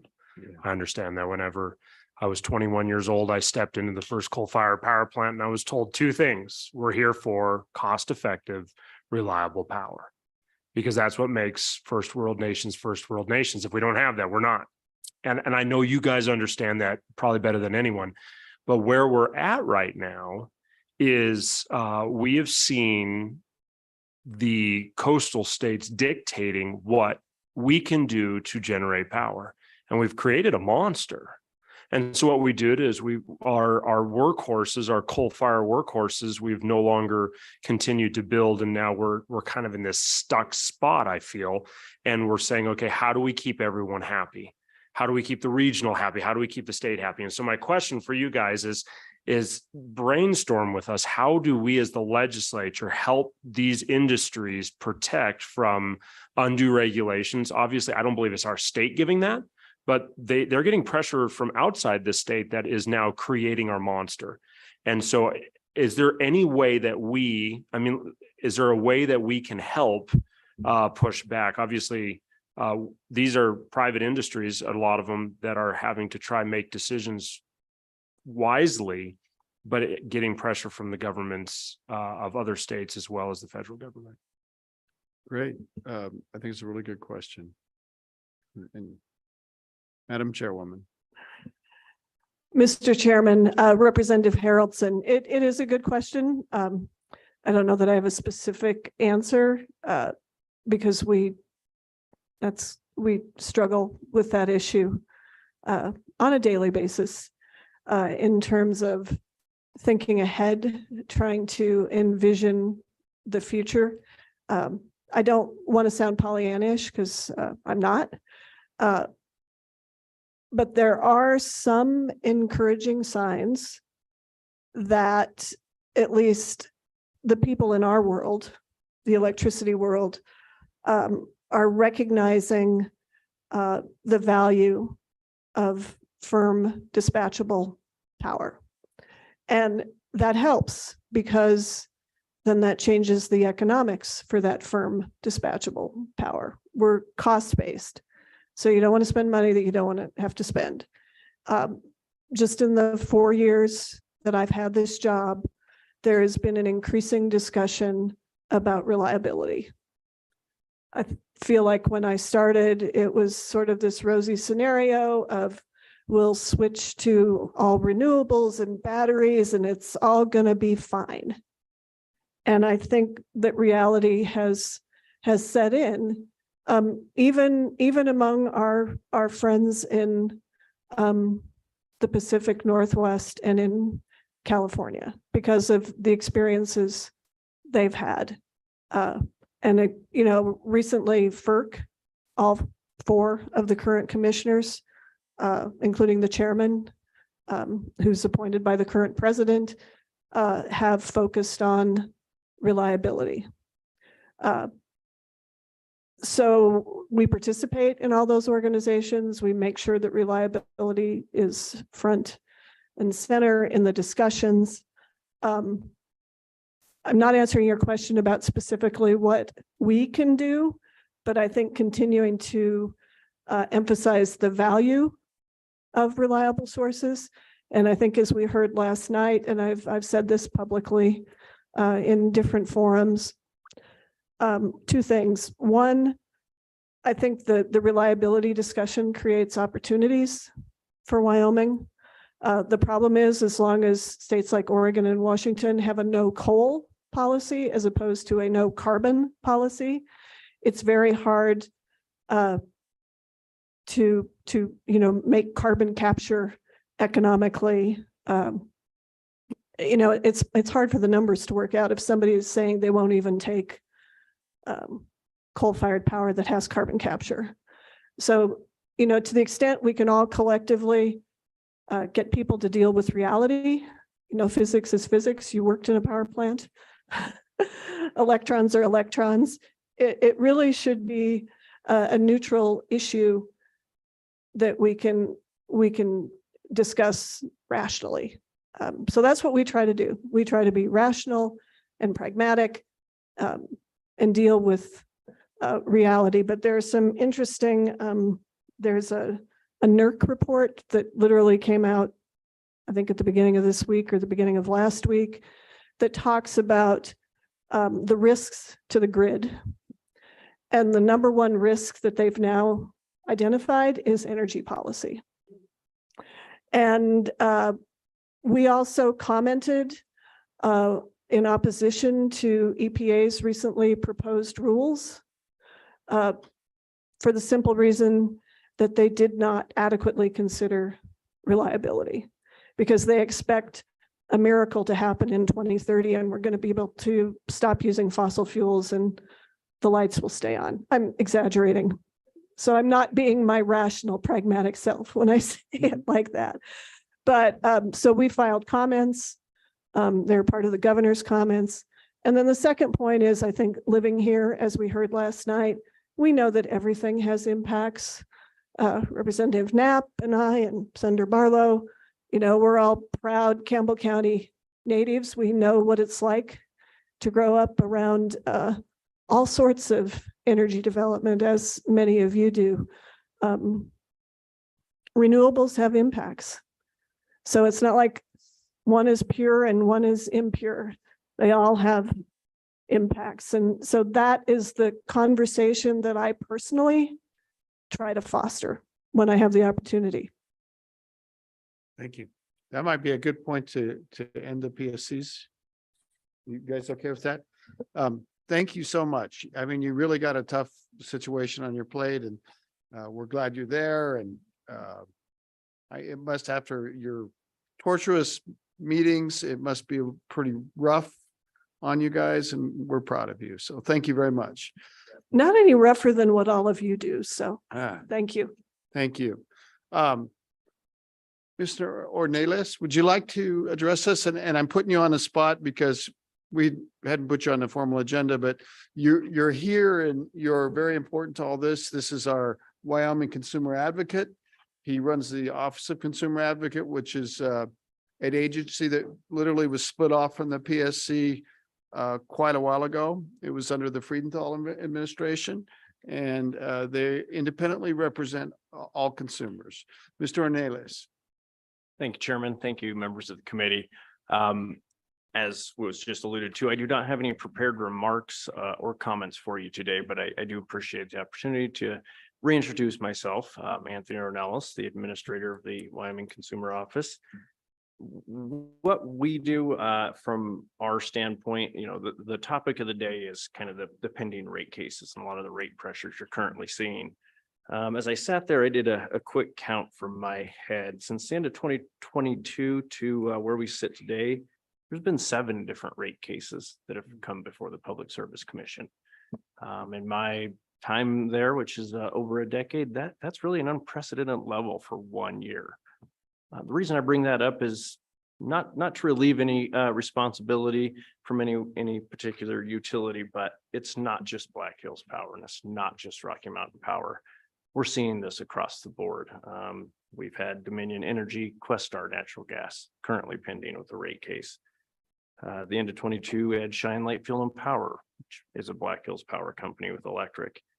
We had Lake Water in the end of 2022, which is a small rural water utility in Glendale, Wyoming. We currently have Beulah Land Water pending, small water utility up in Beulah, Wyoming. Orchard Valley Water just filed a rate case. So there's a lot of pressures on all levels, and we're all aware of the reasons: the inflation, the federal policies, the change in resource mix, the change in consumer preference. So I point that out just to kind of level set that the commission, the OCA, we're highly involved in all of these. Trying to think, with the exception of one of these cases, our office, the OCA, we're intervened in every one of those. Even being somewhat short-staffed to start the year, we're doing our very best to represent the interest of Wyoming, and we will be making recommendations if we have not already filed testimony, typically for a large reduction to what the utilities have requested. We go through all the topics you've addressed today, whether it's a fair and prudent, reasonable rate of return on their investments, commodity cost, employee wages, if they're building the right stuff, if they're overbuilding. We look at all aspects of those filings and we present pre-filed testimony to the commission and defend our positions based on federal law, state law, and regulatory practice and principles that we believe should guide how rates are set in this state. So with that, I think, I'll stop there, and I'd be very happy to address any of the questions you've raised, any other questions you may have. But before I do, I would also bring one other item to your attention, which I don't think has got much airtime as far as I've heard. And we're aware of federal regulations when it comes to the electric side, what they're doing with the retirement of coal, the penetration of intermittent or renewable resources, builds out to transmission, tax credits. I would say another looming, I hate to use the word, but I'm going to, crisis is related to our small water utilities. I named off 3 in my list right there. The EPA is starting to really come down on our small water utilities. When I say small, these are rural subdivision utilities, usually started as part of a residential subdivision. One of them has 30 customers, some have 100, some of them have a couple hundred customers, very small. The EPA is really starting to review these and put a lot of new capital investment requirements on it. And frankly, as I sit here today, some of these may not exist in a few years if the EPA goes through with it.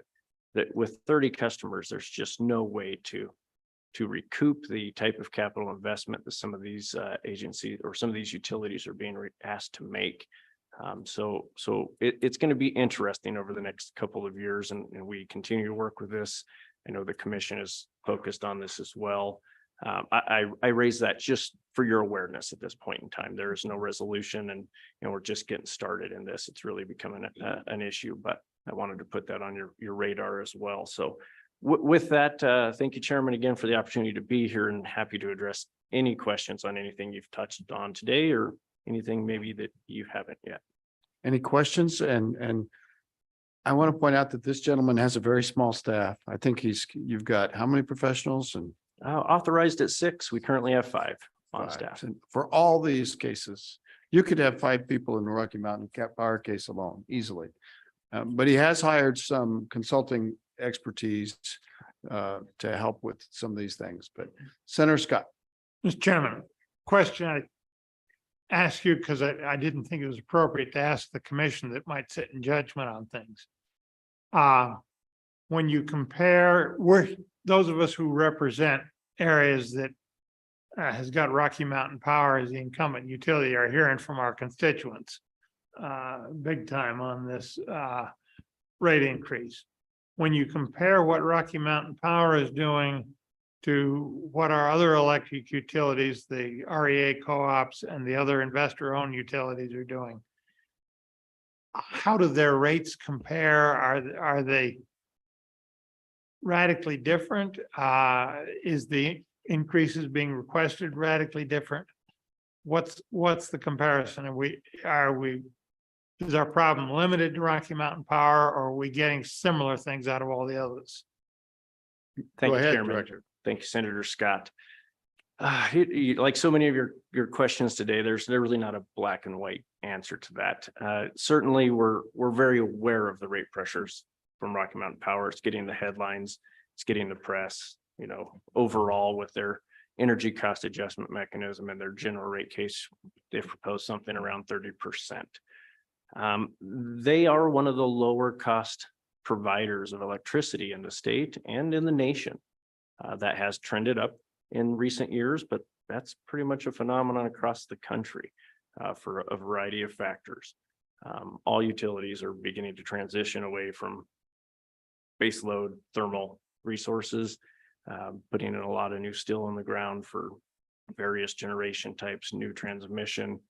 The federal policies cannot be understated, in my opinion. It's impacting the entire country, no matter what color of state you live in, no matter what your personal views are. If the federal government passes a law, it's really difficult for somebody like the federal Public Service Commission or our office to recommend that the utility not be allowed to recover the costs that they incur to uphold those laws. So I think generally we're seeing it across the board. We're seeing a time of rate increases across the board, which is unfortunate, but I would not characterize Rocky Mountain Power as out of hand or unwielding.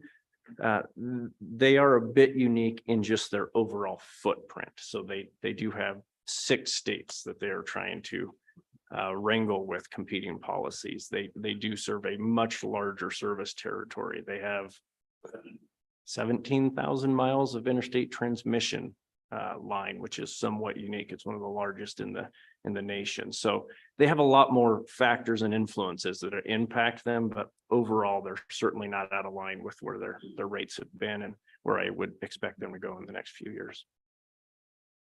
Anybody else? I'm not seeing anything. Thank you very much for doing that. Committee, I'd like to allow the Public Service Commission to go back to Cheyenne. There'll be a lot of, we'll hear from the companies and we're going to hear from citizens after lunch. And the Public Service Commission, they are judges and this is a contested case and it might be just better if we let them go to Cheyenne on this one. And so thank you all very much. And Mr. Advocate, thank you very much for stepping in the breach. Let's take an hour and how about come back at 1:30? Does that work for everybody? I mean, it's an hour and 10 minutes, hour and 9 minutes. All right. So gracious. Okay.